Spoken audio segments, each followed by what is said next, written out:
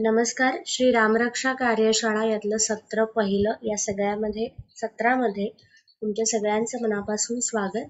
जवळजवळ 40 जण या कार्यशाळेत असल्यामुळे प्रत्येकाची ओळख करून घेणं शक्य नाही एकाच दिवशी. तरी सुद्धा प्रत्येक कार्यशाळेत हा हा माझा वैयक्तिक सुद्धा आणि एकंदरीत द हिलिंग लॅब आणि संवाद सेंटर या दोनही सेंटरचा हा एकत्रित कायम प्रयत्न असतो की ज्या उद्देशाने, ज्या संकल्पाने, ज्या हेतूने आपण कार्यशाळा जॉईन करतो, त्यात सहभागी होतो, त्याचं कुठेतरी उच्चारण झालं पाहिजे, त्याचा उल्लेख झाला पाहिजे. म्हणून आजच्या दिवसात सगळ्यांचं इंट्रोडक्शन इथे शक्य नाही वेळेअभावी. तर आपण निदान एक 5, 8, 6, 7, 8 दिवस आहेत आपले. सो आपण एक 5 ते 7 जणांचं इंट्रोडक्शन आज पटकन घेऊया. फक्त एवढंच सांगायचंय, तुमचं नाव मी एकेकाला सांगेन. तुमचं नाव सांगा आणि ही कार्यशाळा जॉईन करण्याचं एक तुमचं जे कारण आहे, जो हेतू आहे तेवढा. अगदी 2 वाक्यातलं इंट्रोडक्शन. पल्लवी जोशींपासून सुरू करूया. पल्लवी जोशी, तुम्ही म्यूटवर आहात, मी अनम्यूट करते.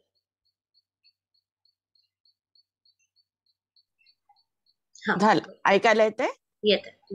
हा, मी पल्लवी जोशी गृहिणी आहे आणि मी ठाण्याला पौरोहित्याचे जे क्लास आहे तेव्हा शिकले होते. रामरक्षा म्हणजे नीट उच्चारण करून म्हणायला, पण त्याच्याविषयी संस्कृत येत नाही मला, पण त्याच्याविषयी अजून त्याचा अर्थ जाणून आणि त्याच्यात अजून ज्ञान मिळवायला आवडेल आणि त्याचा मला, माझ्या कुटुंबाला आणि जमलं तर अजून इतर लोकांना जर काही फायदा झाला तर इट्स वेल अँड गुड, अशी एवढीच भावना आहे. बाकी जास्त आहे. थँक्यू. किशोरी गोडबोले, हाय. नमस्कार. हाय. रामरक्षा ची जी अतिशय डिवाइन अशी पॉवर आहे त्याच्याविषयी मी ऐकून आहे. माझ्या सासूबाईंची मुखोद्गत होती रामरक्षा.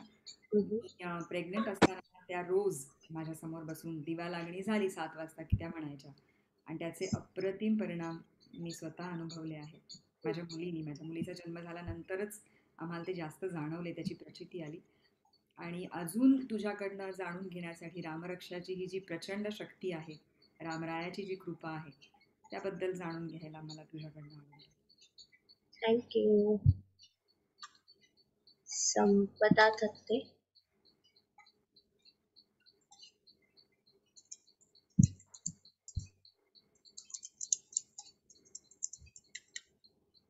तुम्ही म्यूटवर आहात, अनम्यूट करा. आणि हॅलो, मी संपदा थत्ते, राहायला मुलुंडला आहे, पण आता सध्या मी सिक्कीम मध्ये आहे. तिथून मी तुम्हाला जॉईन केलेलं आहे. आणि ऍक्च्युली मला रामरक्षा मी माझ्या मुलाच्या वेळेला जेव्हा प्रेग्नंट होते तेव्हा मी म्हटलेली होती. त्याच्यानंतर मध्ये मध्ये मी म्हणत होते, पण आता जेव्हा रामरक्षेचं हे कळलं तुमच्याकडे होणारे वर्कशॉप, त्यावेळेला मलाही ते जाणून घेण्यात जास्त इंटरेस्ट होता की काहीतरी एक वेगळी पॉवर आहे त्याच्यामध्ये, की काय आहे ते मला माहित नाही, मला संस्कृत येत नाही. त्याच्यामुळे मी ती शिकले होते माझ्या साडूकडून, पण म्हणजे मला ते रामून घ्यायचंय जास्त. आणि माझ्याकडनं तेवढी सेवा रामा.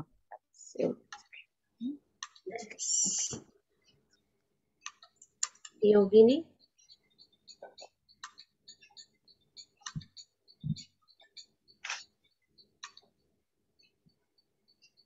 हॅलो, मी योगिनी शिंत्रे. रामरक्षा वर्कशॉप करण्यामागे बरीच कारण आहेत. एक तर रामरक्षा लहानपणापासून येते, पण त्याचा अर्थ माहिती नाहीये नक्की नीट असा. आणि जसं श्री सुक्त मी केलेलं आहे वर्कशॉप, आणि अथर्व शीर्ष वर्कशॉप केलेलं आहे, त्याचा अर्थ जाणून घेतल्यानंतर जे एक म्हणताना असं एक वेगळंच छान फिलिंग असतं की अरे आपण अर्थ जाणून घेऊन ते म्हणतोय. आणि त्याचे जे म्हणण्यानंतरचे जे खूप मस्त असे परिणाम, म्हणजे असे खूप छान अनुभव घेतलेले आहेत, म्हणजे त्या नंतरचे, ते पण एक कारण आहे. दुसरं म्हणजे हा जो एक म्हणजे प्रवास असतो ना सारा बरोबरचा, तो खूप असा छान असतो. म्हणजे त्याचे एकंदरच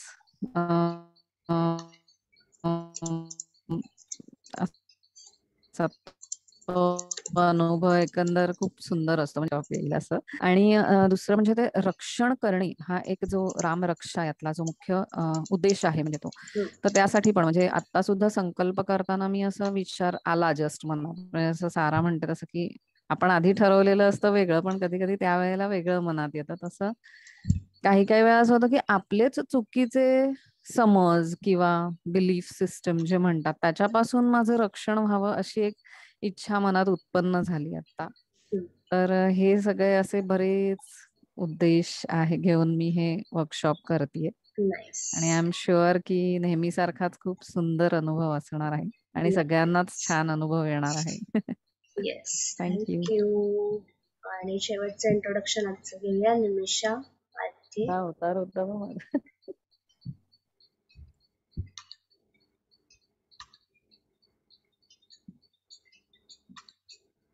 सांगताय तुम्ही, इंट्रोड्यूस करताय?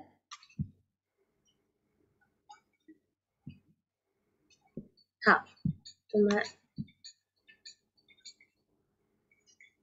निमिषाने तुम्ही म्यूट वर आहात, अनम्यूट करून इंट्रोड्यूस करा. हॅलो, हा बोला. मी निमिषा पाध्ये. याच्या आधी पण मी दोन वर्कशॉप केलेत. रामरक्षेबद्दल जास्तीची माहिती मिळावी म्हणून मी हे वर्कशॉप करते. रामरक्षा लहानपणापासून येते, संपूर्ण पाठ आहे, पण त्यातले अर्थ इतके नीटसे माहिती नाही आहेत. त्यासाठी मी हे वर्कशॉप जॉईन केले. थँक्यू. थँक्यू. नाईस. सो आपण आपल्या आजच्या विषयाकडे वळूया. रामरक्षा आणि एकंदरीतच त्या अनुषंगाने येणारे अनेक विषय रामरक्षेतले,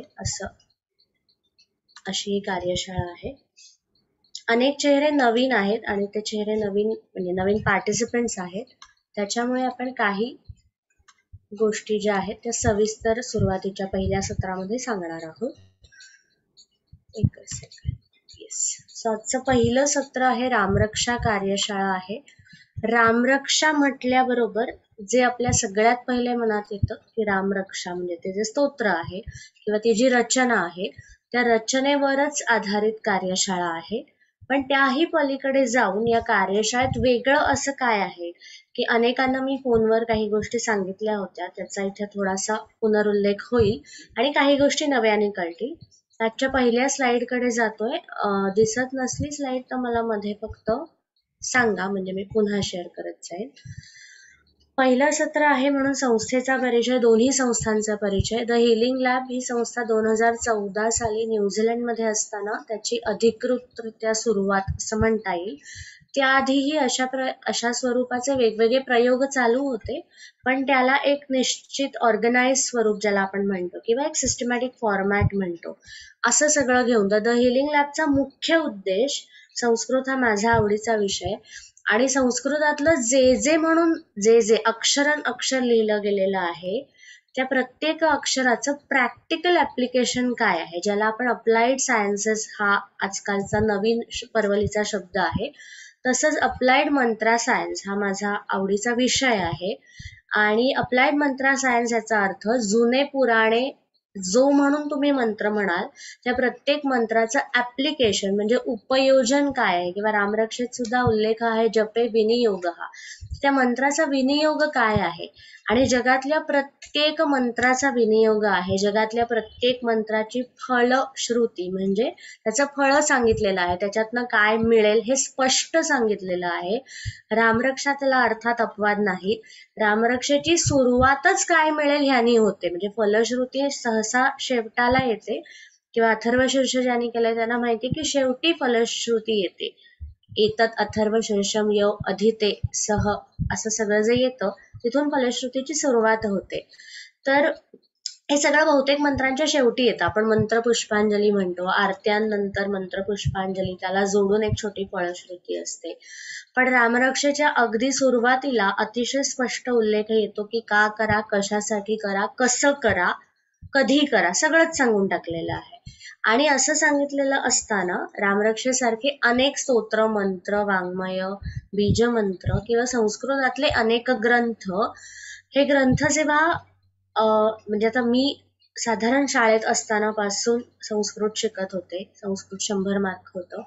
आणि हे सगळं शिकत असताना जो शालेय अभ्यासक्रम, जो महाविद्यालयीन अभ्यासक्रम आहे, या सगळ्या अभ्यासक्रमांमध्ये एक चुकीची गोष्ट मला जाणवली. ती शिक्षण व्यवस्थेचा दोष नाही, पण शिक्षण व्यवस्था अशीच चालू राहिली आणि ती बदलण्याचा फारसा प्रयत्न करण्यात कोणाला इंटरेस्ट नसावा. तर एक महत्वाची गोष्ट त्याच्यात समान होती की जास्त पाठांतरावरती भर आहे सगळीकडे, संस्कृत असू दे किंवा अजून काही असू दे.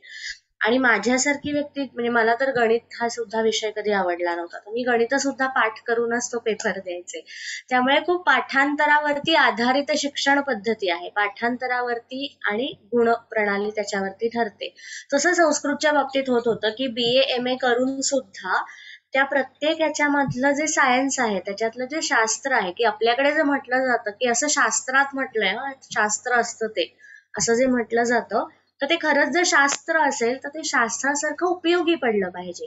आणि ते जर उपयोगी पडत नाही आणि फक्त पूजापाठ, पाठांतर, किंवा मी लिहिलं होतं तसं की संध्याकाळी 7-7:30 म्हणण्यापुरतं रामरक्षा, अथर्वशीर्ष, शुभं करोती, हनुमान चालिसा, भीमरूपी, या सगळ्याचं इतकं क्षुल्लक अस्तित्व उरलं असेल तर ती आपली जबाबदारी आहे की त्याच्या अस्तित्वाला अर्थ प्राप्त करून दिला पाहिजे. जो अर्थ मुळात होता, ज्या अर्थासाठी ती लिहिली गेली, ज्या अर्थासाठी एवढी मोठी रचना केली, आणि आज रामरक्षाची आपण इतिहास बघणार आहोत, त्याची कथा ऐकणार आहोत, तर ही बहुतेक स्तोत्र मंत्र ही सिद्ध पुरुषांनी लिहिलेली आहेत, ही सिद्ध देवतांनी लिहिलेली आहेत. असं असताना एवढ्या सिद्ध देवता आणि ज्यांना इतकं प्रचंड महत्व आहे जगात, अशा देवता इतकी क्षुल्लक रचना करतील किंवा इतकी साधी रचना करतील की मी म्हणा 7 वाजता झालं, संपलं, एवढाच त्याचा अर्थ, असं असता कामा नाहीये. आणि तसं असता कामा नाहीये, मग त्याच्यात खोलात शिरून त्यातल्या प्रत्येक अक्षराचा काय अर्थ आहे आणि तो शास्त्रोबद्ध कसा आहे, म्हणजे त्याच्यातनं काहीतरी प्रयोगात्मक कसं घडवता येईल. किंवा शास्त्र म्हणजे आपण ज्याला सायन्स म्हणतो ते, विज्ञान वेगळं आणि शास्त्र हा शब्द वेगळा. सो सायन्स म्हणतो ते म्हणजे त्याच्यावरती प्रयोग झाले पाहिजेत ना, सायंटिफिक लॅबोरेटरीज असतात. मग मंत्रांचे प्रयोग होऊ शकतात का? तर निश्चित होऊ शकतात.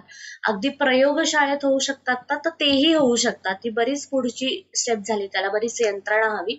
पण निदान माझ्या शरीराच्या प्रयोगशाळेत त्याचे काय प्रयोग होऊ शकतात आणि मग ते कसे करायचे, मग ते करण्यासाठी ते तेवढंच इंटरेस्टिंग पाहिजेत की ते अबालवृद्ध किंवा आपण म्हणतो की वेगवेगळ्या बॅकग्राऊंडच्या लोकांना ते जमले पाहिजेत, की ज्यांचा अजिबात अभ्यास नाहीये त्यांनाही ते जमले पाहिजेत, ज्यांचा खूपच आध्यात्मिक अभ्यास आहे त्यांनाही ते आलं पाहिजे, ज्यांना अध्यात्माची अजिबात आवड नाहीये त्यांनाही ते काहीतरी करावंसं वाटलं पाहिजे, आणि मग प्रत्येकाला या प्रत्येकातून काहीतरी मिळालं पाहिजे. असं सगळं उद्देश ठेवून द हिलिंग लॅब संस्थेची स्थापना झाली. की संस्कृतातील जुने मंत्र, त्या मंत्रांचा नुसता प्रचार की थाटानी प्रचार नाही, पण त्याचं शास्त्रशुद्ध प्रचार आणि त्याच्यातनं त्याचा प्रसार, जो इथे येऊन जे शिकून जातात त्यांच्या बोलण्यातून, त्यांच्या फीडबॅक्स मधनं, आता योगिनी होती किंवा असे अनेक जण आहेत की ज्यांच्या अनुभवातून त्याचा जास्त प्रसार होतो, अशा प्रकारे हे कार्य करावं असा द हिलिंग लॅबचा मुळात उद्देश. दुसरी संवाद centre for music and healing, जे ठाण्यामध्ये गेली 15 ते 20 वर्ष कार्यरत आहे. हा ट्रस्ट आहे मुळात. सो वेगवेगळे हिलिंग वर्कशॉप्स आणि त्याला अनुसरून वेगवेगळी ध्यान साधना सत्र, असं सगळं काही या संस्थेमार्फत घेतलं जातं. दोनही संस्थांची माहिती मी ग्रुपवर येत्या 7-8 दिवसात टाकणारच आहे, आणि दोन्ही संस्थांची विविध कार्यशाळा चालू असतात, त्याचीही माहिती तुम्हाला ग्रुपवरती मिळत राहील. संस्थांचे आपापले ग्रुप आहेत त्याच्या अनुषंगाने. ते या कार्यशाळेविषयी थोडक्यात. कार्यशाळा मगाशी म्हटलं तसं की फक्त रामरक्षेचा उच्चार, त्याच्यातलं प्रत्येक अक्षरामधलं अर्थ काय आहे आणि प्रत्येक ओळीचा, म्हणजे जगात लिहिल्या गेलेल्या प्रत्येक संस्कृत आणि मराठीच्या बाबतीत विशेष, कारण आपण म्हणतो की भाषा वळवावी तशी वळते. मराठीचं वैशिष्ट्य आहे की तुम्ही कुठल्या पद्धतीने काय बोलता यावरून त्याचा अर्थ बदलतो, आणि तसंच संस्कृत आहे. तर त्या अनुषंगाने की प्रत्येक शब्दाचा, अक्षराचा एक वरवर दिसणारा अर्थ, रामरक्षा कार्यशाळा असं वाचल्याबरोबर जो पटकन एक क्लिक होतो, इंटरप्रिटेशन किंवा ट्रान्सलेशन, तो एक अर्थ असतो. त्याच्या पलीकडे जाऊन त्याचा शाब्दिक, म्हणजे आपण एक म्हणूया की त्याला रीडिंग बिटवीन द लाईन्स असा गर्भित अर्थ एक असतो, लौकिक अर्थ असतो. लौकिक म्हणजे जो लोकांना माहिती असलेला अर्थ, शाब्दिक अर्थ म्हणजे शब्दाचा एक समानार्थी शब्द काढले तर तो असतो, लौकिक अर्थ असतो, गर्भित अर्थ असतो, मतीत अर्थ असतो. मतीत अर्थ याचा अर्थ की माझ्या मतीला, माझ्या बुद्धीला त्याच्यातनं काय देणं घेणं आहे हे सगळं सांगणारा तो मतीत अर्थ असतो. आणि आपण म्हणतो की सेक्रेड मंत्राज ना, हे गूढ मंत्र आहेत. मग हे जर गूढ मंत्र असतील तर त्याच्यामध्ये गूढरित्या लपलेला अर्थ कुठला आहे, अशा अर्थाच्या वेगवेगळ्या छटा उलगडून दाखवण्याचा प्रयत्न हा कार्यशाळेचा एक मुख्य विषय. आणि आणखी कार्यशाळेत काय आहे काय नाही याच्याकडे आपण आता येणारच आहोत. पुढच्या स्लाइड वरती जाते. सो कार्यशाळेविषयी थोडक्यात अप्लाइड मंत्रा सायन्स, मगाशीच मी उल्लेख केला की ऍप्लिकेशन काय आहे. जेव्हा आपण ऍप्लिकेशन म्हणतो तेव्हा प्रत्येक हा जो मंत्र घेतलाय रामरक्षा हा या कार्यशाळेचा विषय आहे. तर 8ही दिवस या मंत्रातल्या अक्षरांचा उहापोह, त्याच्या शब्दांचा, त्याच्याविषयीची थिअरी. आणि नुसती थिअरी म्हणजे सायन्स नाही, सायन्स मध्ये प्रयोग येतात, तसे प्रयोग इथे असतील म्हणून प्रॅक्टिकल असेल, म्हणून तिथे थिअरी प्लस प्रॅक्टिकल दोन्ही म्हटलेलं आहे. जेव्हा थिअरी आणि प्रॅक्टिकल होतं तेव्हा त्याच्यातला सगळ्यात महत्वाचा भाग येतो की तुम्ही केलेल्या प्रयोगांमधनं तुम्हाला आलेल्या अनुभवांचं शेअरिंग.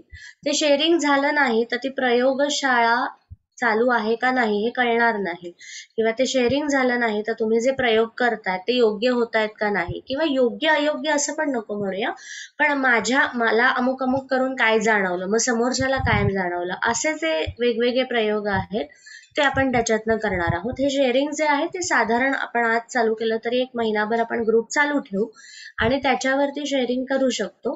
कारण मंत्रशास्त्र आहे, त्या मंत्राचे प्रयोग केल्यानंतर कदाचित लगेच फळं दिसतात. श्री सुक्ताच्या बाबतीत जसं झालं की कार्यशाळा चालू असतानाच अनेक अप्रतिम रिझल्ट्स लोकांना दिसले, तशा प्रकारचे काही अनुभव येऊ शकतात, किंवा कालांतराने काही 8-10 दिवसात, काही 2-4 आठवड्यांमध्ये अशा स्वरूपाचे सुद्धा अनुभव येऊ शकतात. त्या अनुभवांचं कथन हे खूप महत्वाचं आणि म्हणून ते शेअरिंग तिकडे झालं पाहिजे. प्रयोग आणि प्रक्रिया हे कसे करायचे, काय करायचे, हजारो प्रयोग आहेत, ज्याच्यातले जे महत्वाचे प्रयोग आहेत, जे सहज करता येण्याजोगे आहेत आणि जे सर्वांना सहज शक्य आहे, ज्याला काहीही सामग्री लागणार नाही, असे सोपे प्रयोग आपण शिकणार आहोत. प्रक्रिया ह्या ध्यानात्मक प्रक्रिया असतील आणि 3 महत्वाचे शब्द स्वाध्याय, स्वानुभव आणि स्वपरिवर्तन. स्वाध्याय म्हणजे स्वतःचा स्वतः करायचा अभ्यास, स्व अध्याय, आणि त्याच्यात अध्ययन आहे. अध्ययन म्हणजे त्याच्यावरती चिंतन, मनन, की आपण एक थिअरी आज बघितली त्याच्यावरती स्वतःच काहीतरी. स्व अनुभव, मग त्याच्यातनं तुमचा अनुभव काय आला आणि त्याच्यातनं काय ट्रान्सफॉर्मेशन घडलं. ट्रान्सफॉर्मेशन अशासाठी कारण रामरक्षा कार्यशाळा अनेक प्रकारच्या ट्रान्सफॉर्मेशनची गुपितं सांगते. त्याच्यात अनेक मंत्र आहेत जे वेगवेगळ्या विषयांना वाहिलेले आहेत आणि ते वाहिलेले असताना त्या तसं तसं घडावं, तसं तसं व्हावं अशी अपेक्षा खुद्द रामरक्षेची आहे. तर ते होत आहे का नाही हे टॅली करण्यासाठीच ते ट्रान्सफॉर्मेशन म्हणून स्वपरिवर्तन हे सगळं आपण या कार्यशाळेमध्ये बघणार आहोत. तर याचं स्वरूप थिअरी असेल, रोज एक छोटंसं प्रॅक्टिकल दिलं जाईल. अनेक जण नवीन आहेत म्हणून आजचं प्रॅक्टिकल अगदी सोपं असणार आहे. रोज उद्यापासून एक छोटंसं मेडिटेशन असेल.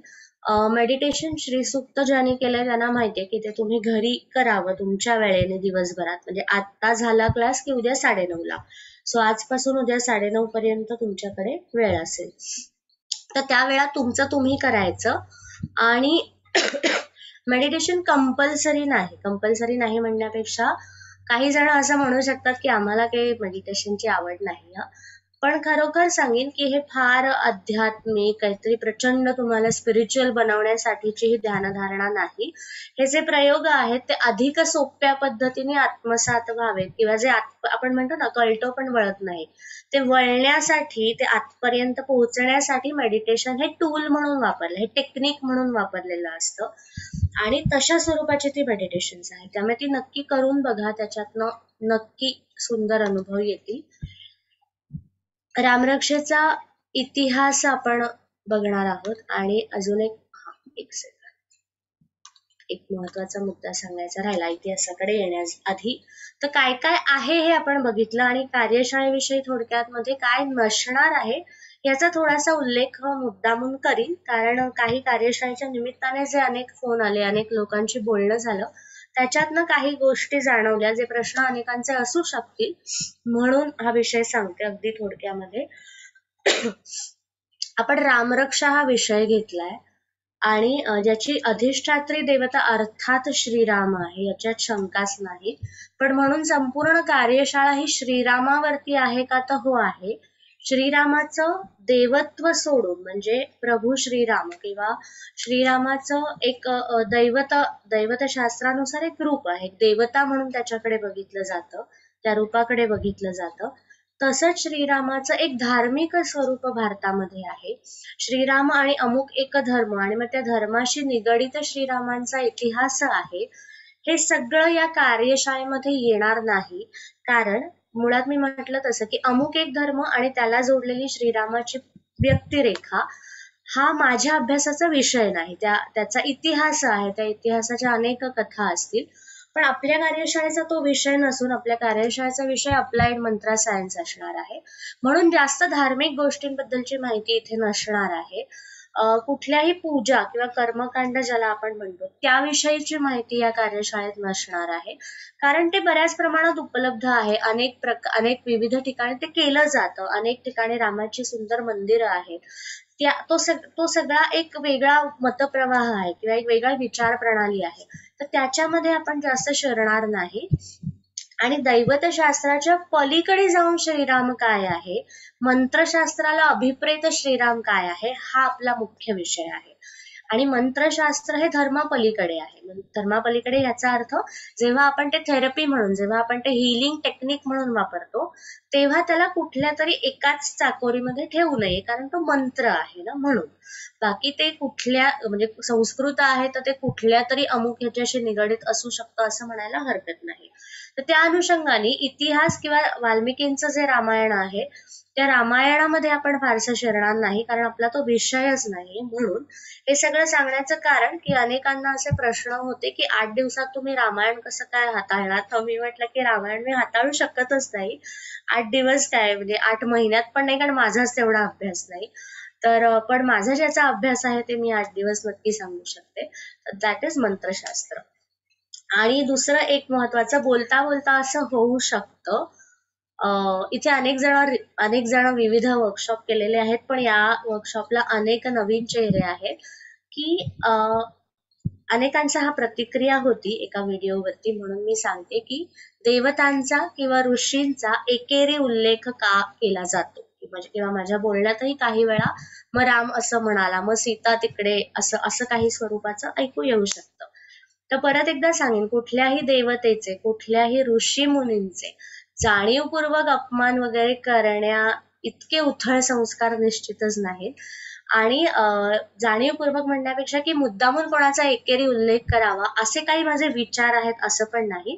पण हा ज्याच्या त्याच्या विचार प्रणालीचा आणि परसेप्शनचा भाग आहे की काही वेळा एकेरी उल्लेख येतो. त्याचं कारण असं की मी अखंड मंत्रशास्त्र आणि संस्कृत याच विषयाचा अभ्यास करते आणि खुद्द संस्कृतात देवतांचे एकेरी उल्लेख आहेत, म्हणजे रामरक्षाही त्याला अपवाद नाही.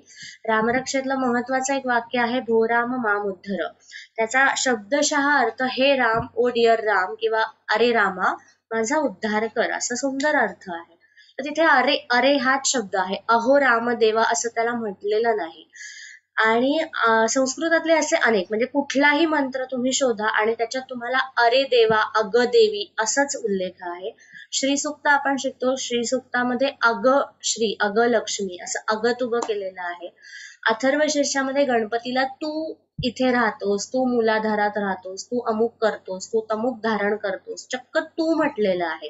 संस्कृतात तुम्हीला शब्द आहे, तो वापरलेला नाही. तिथे कर्तासी, धरतासी ही द्वितीय पुरुषी एक वचनाची रूप आहेत. एक वचन याचा अर्थ तू, तर त्याला चक्क तू म्हटलेलं आहे. आणि असे हजारो दाखले देता येतील. पण असं जेव्हा असतं, असं जेव्हा एकेरी तुकेरीवर आपण म्हणतो ना की अरेवर येतो, तर एकेरी असण्याचं एकमेव कारण, एक महत्वाचं कारण, जिथे भक्तियोग आहे तर भक्तियोगाला भाषेचं बंधन असता कामा नये. भक्तियोग याचा अर्थ आपली श्रद्धा आहे या एका देवतेवर. आपण गणपती बाप्पाला गणपती बाप्पा असं म्हणतो ना, म्हणजे अगदीच लाडानी वगैरे असं म्हटलं जातं. कृष्णाच्या बाबतीतही सिमिलर कथा आहे, बाळकृष्ण म्हणून त्याचं स्वरूप आहे. तर असं जेव्हा भक्तियोग असतो तिथे एकेरीमध्ये जर उल्लेख आला तर त्याचा चुकीचा अर्थ कधीही काढू नये, म्हणजे स्वतःपुरताही काढू नये किंवा बोलणाऱ्याविषयीही काढू नये. आणि भक्तियोग नसेल, जरी आपण म्हटलं की कशावरून भक्ती आहे बाबा, भक्ती नसेल असं जरी गृहीत धरलं तरी जिथे जिथे आपल्याला एकरूपता निर्माण होण्याच्या प्रक्रिया, प्रोसेस, थिअरी असं सगळं आपण उल्लेख करतो तेव्हा तिथे सहजपणे ते अहोजाहो गळून पडू शकतं आणि सहजपणे हे अरेतुरे येऊ शकतं.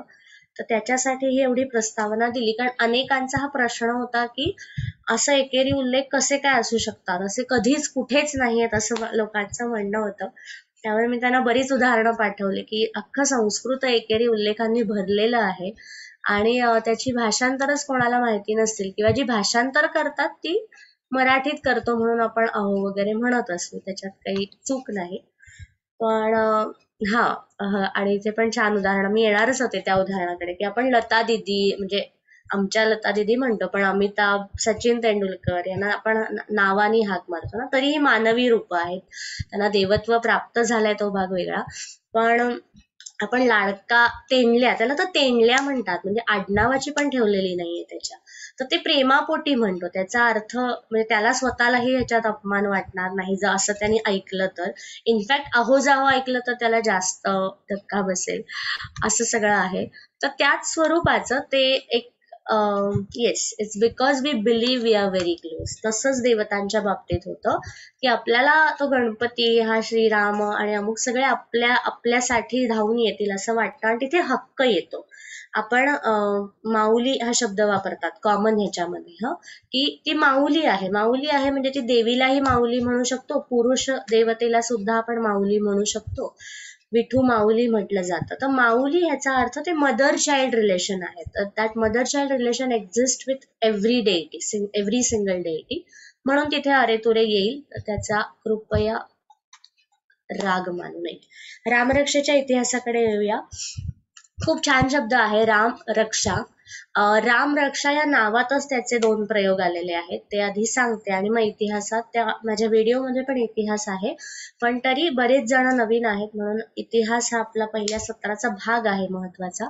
तर मी सांगणार आहे, जे चॅटवर मेसेज येत आहेत ते काही काळाने मी वाचेन. आता रामरक्षेचा इतिहास बघितला तर त्याच्यात अनेक छोट्या छोट्या गोष्टी आहेत की रामरक्षा कशी निर्माण झाली.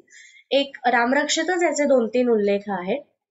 सगळ्यात पहिले रामरक्षा या शब्दाकडे येऊया. राम आणि रक्षा 2 वेगळे शब्द आहेत. राम याचा अर्थ प्रभू श्रीराम किंवा राम ही देवता, हा सोप्पा कळायला अर्थ. मग त्यातल्या र चा एक अर्थ आहे, म चा एक अर्थ आहे, ते सगळे अर्थ आपण दुसऱ्या-तिसऱ्या दिवशी बघणारच आहोत. तर राम हा ज्या एका सीड फॉर्म पासून, रम या बीज मंत्रापासून राम हा शब्द निर्माण झाला. मग रम म्हणजे र वरती अनुस्वार, तो रम रम रम, आणि राम राम राम, दोन्ही मध्ये खूपच साधर्म्य आहे, सिमिलॅरिटीज आहेत, सेम नाही पण सिमिलॅरिटीज आहेत. आणि राम आणि रक्षा म्हणजे राम ही 2 अक्षर रक्षा करणारी ठरतील अशी ती रामरक्षा, किंवा राम या अक्षरापासून रक्षा होते म्हणून त्याला रामरक्षा म्हटलं जातं. तो पहिल्या त्याच्या रामरक्षा या त्याच्या टायटल मध्येच त्याचं एक काम दिलेलं आहे, एक कार्य दिलेलं आहे किंवा एक प्रयोग दिलेला आहे. सुरुवातीला मी म्हटलं होतं की रामरक्षेची सुरुवातच रामरक्षा काय करेल यांनी होते, ते हे असं रामरक्षा. आणि असं संस्कृतातल्या प्रत्येक स्तोत्रामध्ये असंच आहे. म्हणजे हीच गंमत आहे संस्कृतची की एकच सेकंड.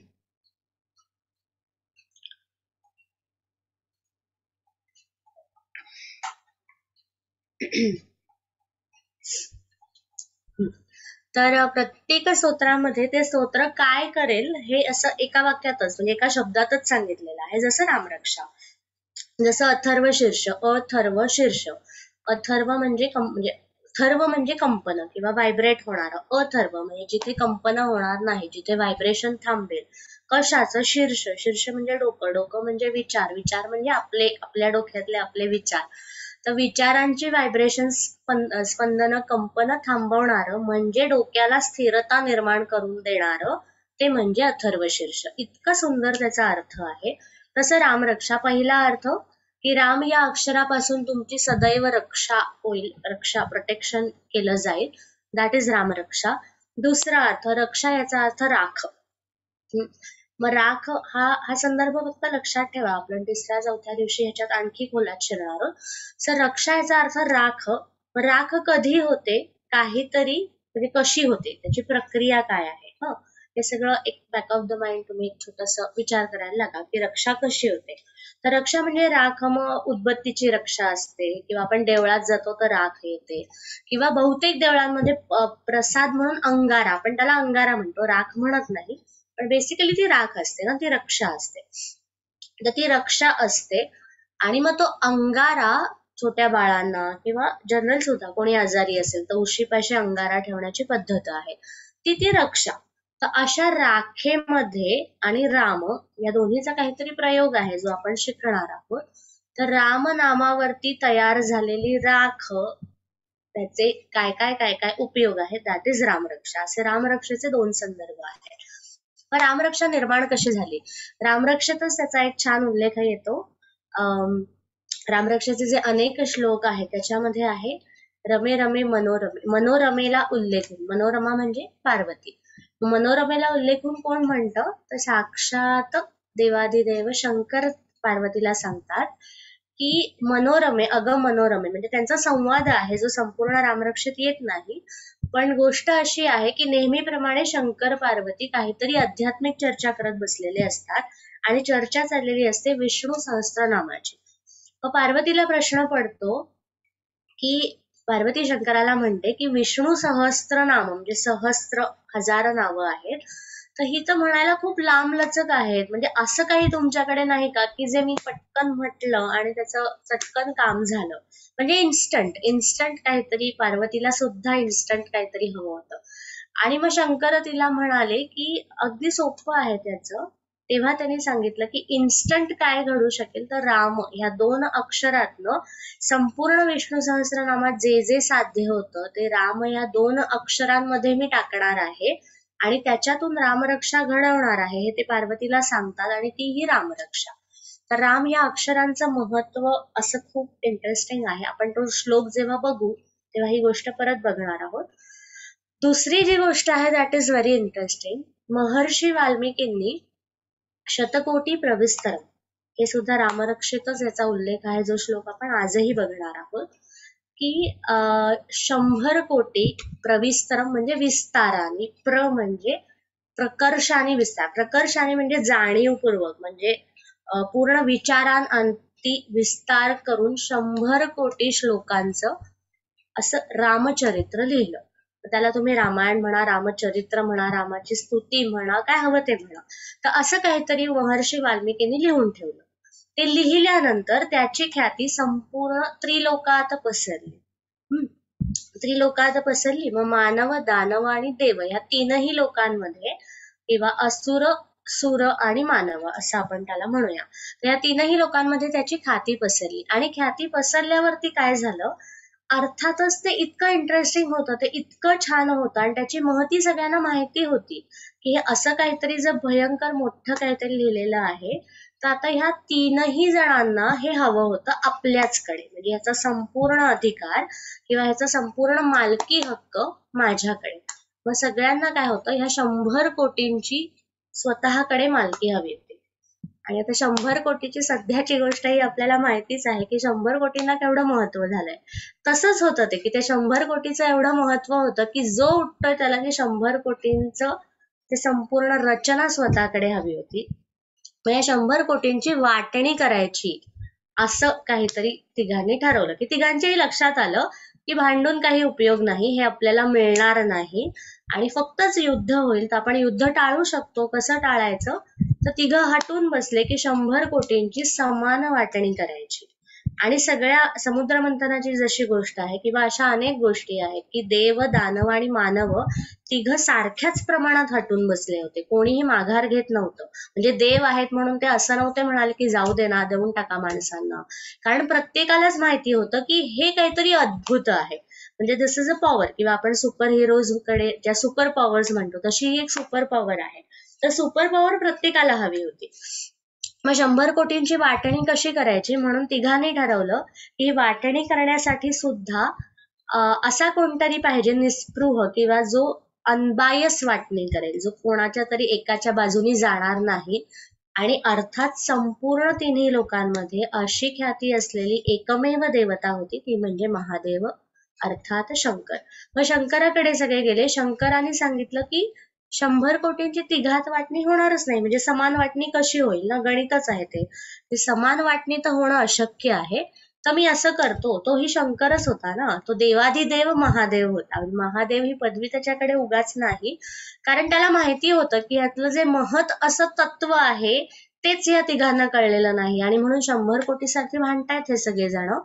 म्हणून मग भगवान शंकरांनी त्यांना सांगितलं की असं करतो, मी वाटणी करतो, ती काही समान व्हायची नाही, पण तुमच्यात समान वाटणी करून जे थोडंसं उरेल ते मी माझ्याकडे ठेवतो. अर्थात सगळेजण तयार झाले.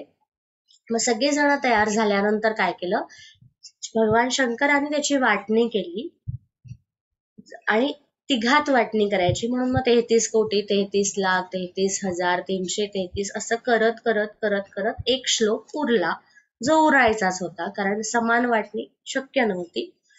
तो श्लोक होता ज्या छंदातला, तो रामरक्षेचा छंद ठरला. त्या छंदाचं नाव अनुष्टुप छंद आपल्या पहिल्या ओळीमध्ये येणार आहे आज.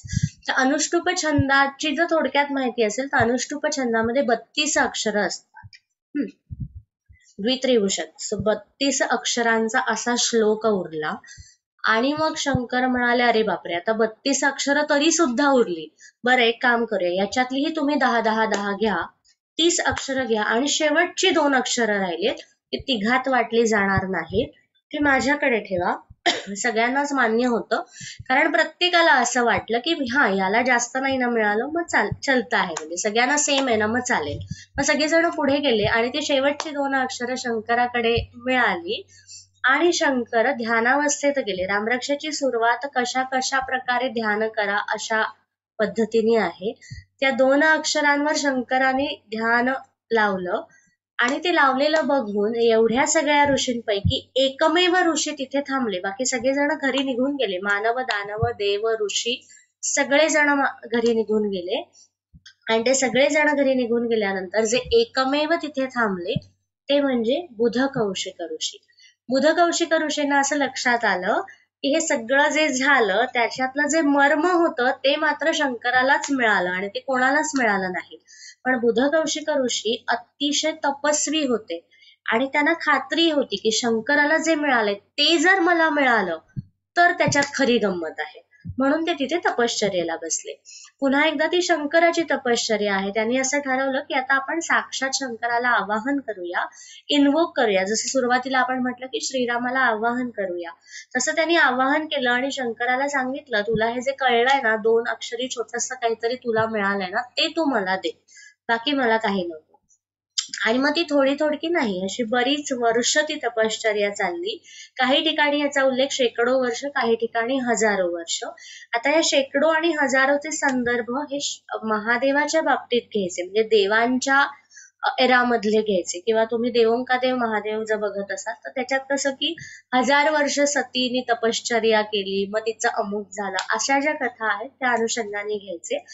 तर त्या तपश्चर्येतनं अर्थात शंकर त्यांना प्रसन्न झाले आणि मग रामरक्षेत त्याचा उल्लेख आहे. आदिष्टवान यथा स्वप्ने, आदिष्टवान यथा स्वप्ने. आदिश म्हणजे आदेश दिला.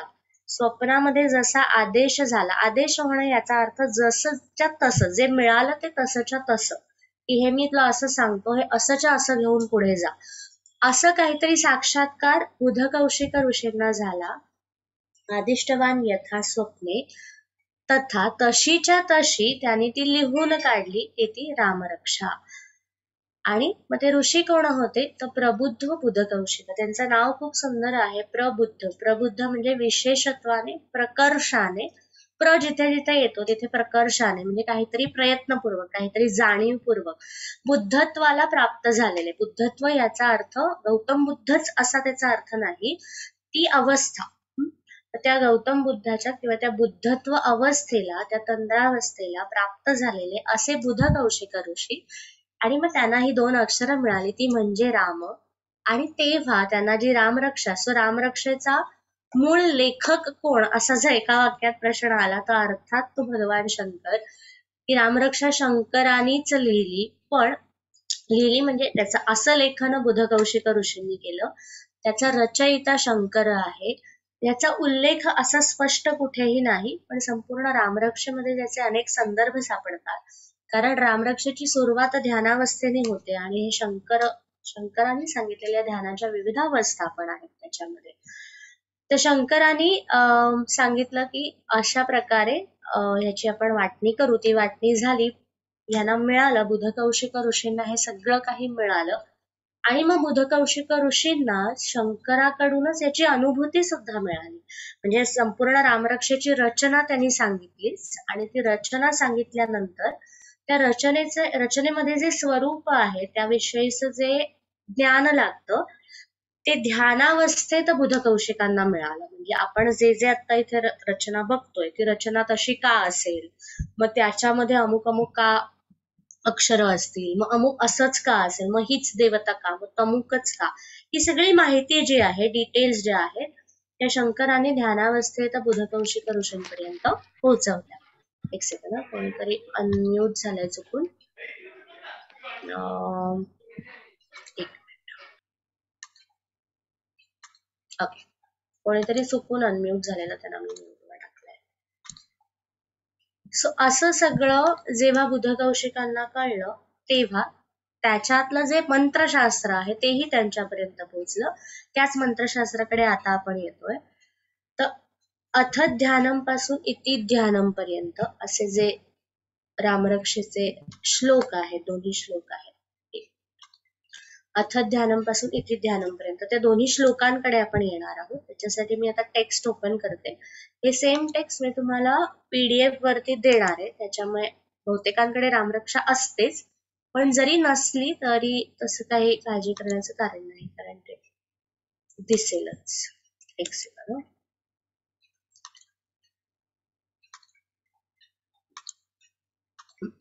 सो ही PDF सारखी नंतर मी पाठवेलच.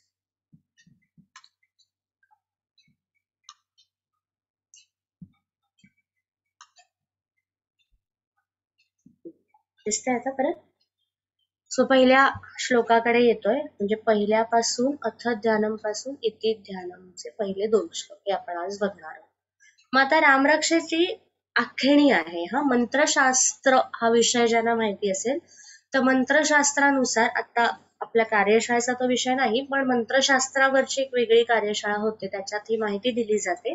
त्यातली जी महत्वाची आहे ती सांगते की मंत्रशास्त्रानुसार प्रत्येक मंत्राचे, स्तोत्राचे 6 भाग असतात. ते 6 भागातले जे आपल्याला महत्वाचे ते सगळे भाग इकडे येतातच येतात. ते 6 भाग आपण आता बघूया. श्री गणेशाय नमः, कुठल्याही मंत्राची सुरुवात श्री गणेशाय नमःने करायची पद्धत आहे. त्याचं काही शास्त्रीय कारण आहे. आपल्याला आता लक्षात ठेवायचं एवढंच की आपण गणपती म्हटलं ना, सो गणपतीनी ही ग्राउंडिंगची देवता, ही सुरुवात करण्याची देवता आहे. म्हणजे काहीही नवीन चालू करायचं तर आपण गणपतीच्या नावाने सुरुवात करतो, म्हणून गणपतीचं नाव अस्य. आणि आता पहिल्याच मी म्हटलं ना की पहिल्याच ह्याच्यात कशी गंमत आहे. अस्य श्री रामरक्षा स्तोत्र मंत्रस्य बुध कौशिक ऋषी. संस्कृतातल्या प्रत्येक मंत्राला, प्रत्येक मंत्राच्या रचनेचं एक नाव असतं, प्रत्येक मंत्राचा एक ऋषी असतो. मग टॅली करायचं, हे मंत्रशास्त्रात बसतं का, ऋषी आलाय का, आलाय ना, बुध कौशिक ऋषी. मग बुध कौशिक, कोणी म्हणता हे 2 ऋषी होते, कोणी म्हणतात हा 1 ऋषी होता. मग अशी म्हटलं असं की इतिहासातच शिरत गेलो तर भरपूर मतमतांतर, त्याला हजारो सिद्धांत, हजारो पुरावे, हे तर चालूच राहतं. आपण त्याच्यातलं महत्वाचं बघूया की 1 किंवा 2 जे कोणी ऋषी होते त्यांचं नाव बुध कौशिक ऋषी. ही बुध शब्द आलेला आहे. सो बुधाचे उपासक असणारे ऋषी होते. कौशिकी कुळातले ऋषी होते, हे त्यातले सामान्य अर्थ झाले. आणि बुध कौशिक ऋषी, बुधचा दुसरा अर्थ बुद्धीची देवता. तर बुद्धीची देवता म्हणजे बुद्धीचे उपासक असणारे असे बुध कौशिक ऋषी, म्हणून बुद्धीच्या स्तरावर, ध्यानाच्या स्तरावरती त्यांना माहिती मिळाली. हे आपण आत्ताच बघितलं की ते अत्यंत प्रगल्भ, अत्यंत बुद्धिवान असे जे ऋषी असतात, आणि बुद्धीच्या ज्या वेगवेगळ्या अवस्था आहेत, बुद्धी, धी, प्रज्ञा, अमुक तमुक जे काही असेल, त्या सगळ्या अवस्थांच्या पलीकडे असलेले असे बुध कौशिक होते. आणि पहिलं जे आहे, असे श्री रामरक्षा स्तोत्र मंत्रस्य. तर इथे त्यांनी म्हटलंय की रामरक्षा हे स्तोत्र आहे आणि मंत्र आहे. हा इथे खरी गंमत आहे. याचा अर्थ काय की तुम्ही ते स्तोत्रासारखं म्हणू शकता किंवा मंत्रासारखं वापरू शकता, असं खुद्द रामरक्षा सांगते. असं साक्षात शंकर किंवा शंकर नसू आपण म्हणत, तर बुध कौशिक या दोघांपैकी किंवा हे दोघंही सांगतात. आणि फार नंतर नाही, उशिरा, शेवटी नाही, सुरुवातीलाच सांगतात की श्री रामरक्षा स्तोत्र मंत्रस्य. श्री आलेलं आहे तिथे, राम आलेलंच आहे, रक्षा आलेली आहे, स्तोत्र आलेलं आहे, मंत्र आलेला आहे. श्री म्हणजे श्री देवता, श्री देवी जिला म्हणतात. श्रीदेवी म्हणजे ऍक्ट्रेस नाही, श्री सुक्तातली श्रीदेवी किंवा लक्ष्मीचं जे मूळ तत्व म्हणतो दॅट इज श्रीदेवी. तर ती श्रीदेवी. तर जिथे जिथे श्री येतो, जिथे जिथे श्री येतो, त्या सगळ्या देवता मॅनिफेस्टेशनच्या देवता आहेत. मॅनिफेस्टेशन म्हणजे प्रत्यक्षीकरण. की एखादी गोष्ट आहे, तुमची इच्छा आहे, तुमचा संकल्प आहे, तुमचा बिझनेस आहे, एखादा प्रोजेक्ट आहे, नवीन वास्तू घ्यायची आहे, नवीन वस्तू घ्यायची आहे, जे काही आपली स्वप्न आहेत, संकल्प आहे, ती प्रत्यक्षात येण्यासाठी जी एक एनर्जी, जे एक पॉवर किंवा जे एक तत्व काम करतं, ते श्री तत्व आहे. त्यांनी श्री सूक्त केलंय, त्यांना हा संदर्भ पटकन आता कळेल. तर ज्या अर्थी श्री आलेली आहे, त्या अर्थी सगळ्यात पहिले हे लक्षात ठेवायचं की श्रीराम ही समृद्धीची देवता आहे. म्हणजे श्रीरामाचं धार्मिक स्वरूप वेगळं आहे, पण आपल्याला लक्षात ठेवायचं आता की श्रीराम ही प्रॉस्पॅरिटी, अबंडन्स, समृद्धीची देवता आहे. आणि त्याचाही उल्लेख प्रत्यक्ष रामरक्षेत येतो. आपदाम अपहर्तारम दातारम सर्वसंपदाम लोकाभिरामम श्रीरामम भूयो भूयो नमाम्यहम. हा अख्खा मंत्र संपत्तीचा मंत्र आहे, जे फार कमी लोकांना माहिती आहे. त्या मंत्राच्या वेळी आपण त्या मंत्राचे प्रयोगही बघणार आहोत. पण म्हणजे रामरक्षेमध्ये ही लक्ष्मीचे मंत्र येतात. रामरक्षा ही लक्ष्मी प्राप्तीसाठी म्हटली जाते, म्हणजे फक्त लक्ष्मी प्राप्तीसाठी सुद्धा म्हणता येते. रक्षाभिक्षा सगळं सोडून देऊया, प्रोटेक्शन वगैरे सगळं विसरून गेलो आणि मला फक्त पैशांसाठी म्हणायचे, तर म्हणता येते का? हो, म्हणता येते. कारण श्रीराम म्हणतो की मी श्रीरामाचं सुंदर वर्णन आहे ना, आपण बघणार आहोत की क्षत्रिय पुरुषाची लक्षणं आणि क्षत्रिय पुरुषाचं वर्णन हे एवढे इंटरेस्टिंग आहे की तो म्हणतो मी क्षत्रिय पुरुष आहे, तर मी तर तुम्हाला सगळंच देऊ शकतो, आता तुम्ही ठरवा की तुम्हाला माझ्याकडे काय हवं. म्हणजे माझ्याकडे द्यायला काही कमी नाहीये, पण तुम्ही ठरवा आधी आणि ठरवून माझ्याकडे या. तसं श्रीरामाने सांगितलंय. असे श्री रामरक्षा स्तोत्र मंत्रस्य. पहिलेच त्यांनी सांगितलंय की मी स्तोत्र आहे आणि मी मंत्र आहे. आता आधी तुम्ही ठरवा की तुम्हाला काय हवंय. तर तुम्हाला जर स्तोत्र म्हणून हवं असेल तर तिथे भक्तियोग येतो. भक्तियोग याचा अर्थ तुम्ही अत्यंत श्रद्धापूर्वक स्तोत्रासारखं रामरक्षा स्तोत्र म्हणा, संकल्पपूर्वक म्हणा, आणि तरी सुद्धा तुमचा संकल्प पूर्ण होईल. कारण श्रीरामच म्हणतो श्रीरामरक्षा स्तोत्र आहे ते. स्तोत्र म्हणजे स्तुती, म्हणजे श्रीरामाची स्तुती करा.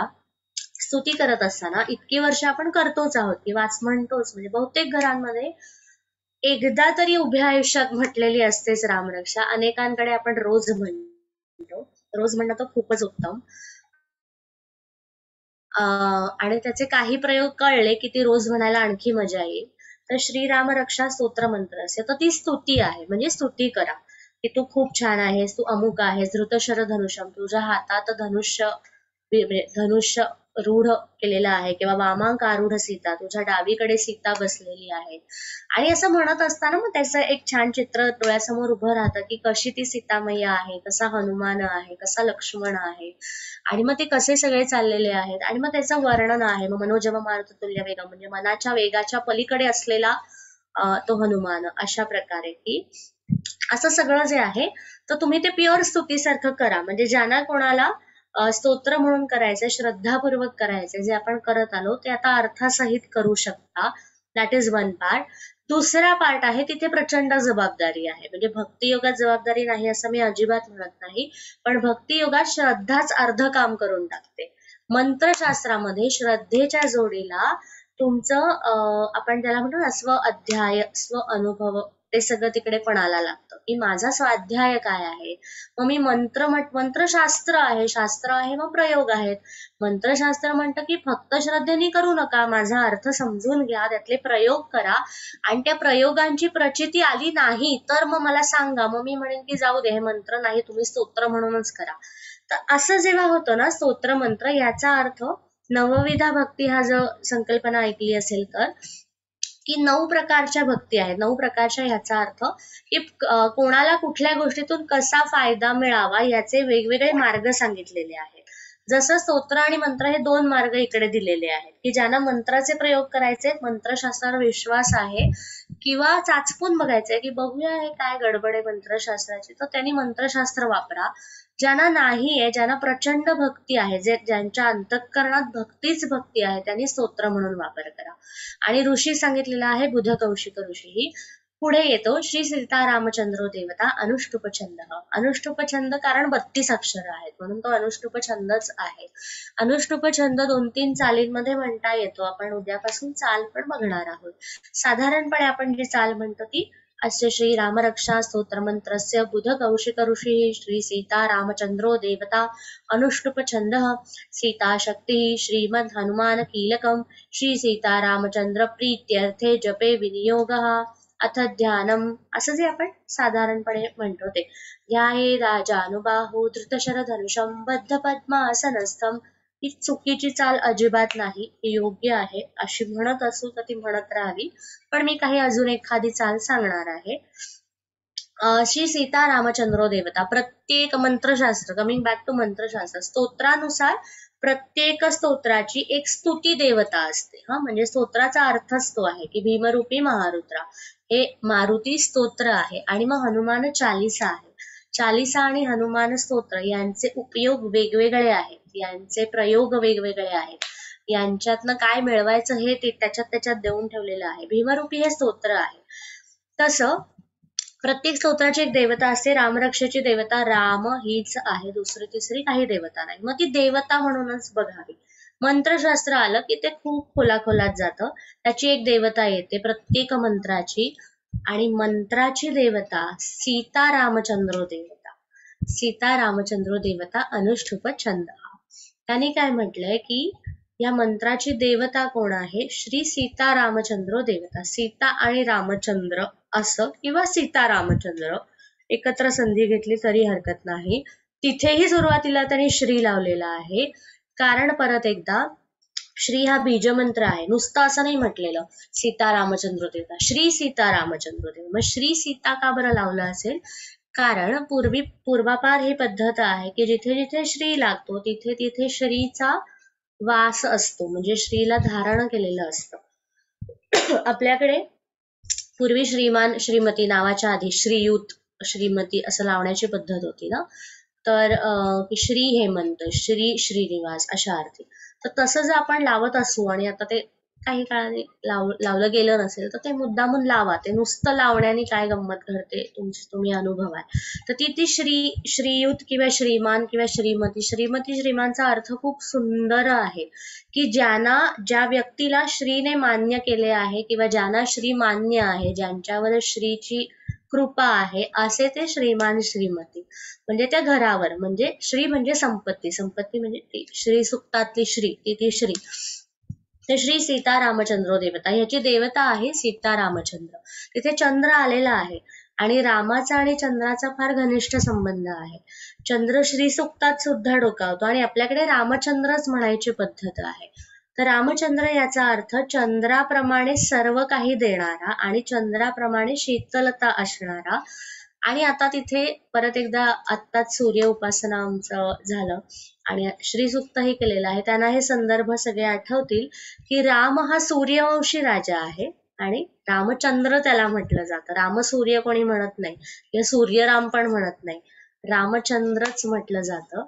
तर सूर्यवंशी राजाला रामचंद्र आणि प्रत्यक्ष संपूर्ण रामरक्षेचा अभ्यास केला. आजचा होमवर्क आहे की रामरक्षेमध्ये कुठे कुठे रामाला चंद्राची उपमा आहे किंवा एकंदरीतच रामाला कुठे कुठे चंद्राची उपमा दिलेली आहे. आणि दुसरी महत्वाची आणखीन एक उपमा रामाला सातत्याने दिली जाते, ती कोणती हे शोधायचे. हा आजचा पहिला होमवर्क आहे. श्री सीता रामचंद्र देवता. तर सूर्यवंशी राजाला रामचंद्र म्हटलं जातं कारण सूर्य आणि चंद्र हे श्रीच्या आजूबाजूला असलेच पाहिजे, त्याच्याशिवाय श्री ही देवता इकडे वसू शकणारच नाही. कारण संपूर्ण श्री सूक्त फक्त चंद्र सूर्य श्री प्रत्येक ओळीत हेच आहे आणि प्रत्येक ओळीत त्यांचा अर्थ वेगळा आहे. तीच गंमत इकडे येते की चंद्र येतो, सूर्य येतो, राम येतो, सीता येते, श्री येते आणि ती म्हणते की रामचंद्रो देवता. मग सीता कोण होती? सीतेची गोष्ट आठवायची, इतिहास आठवायचा.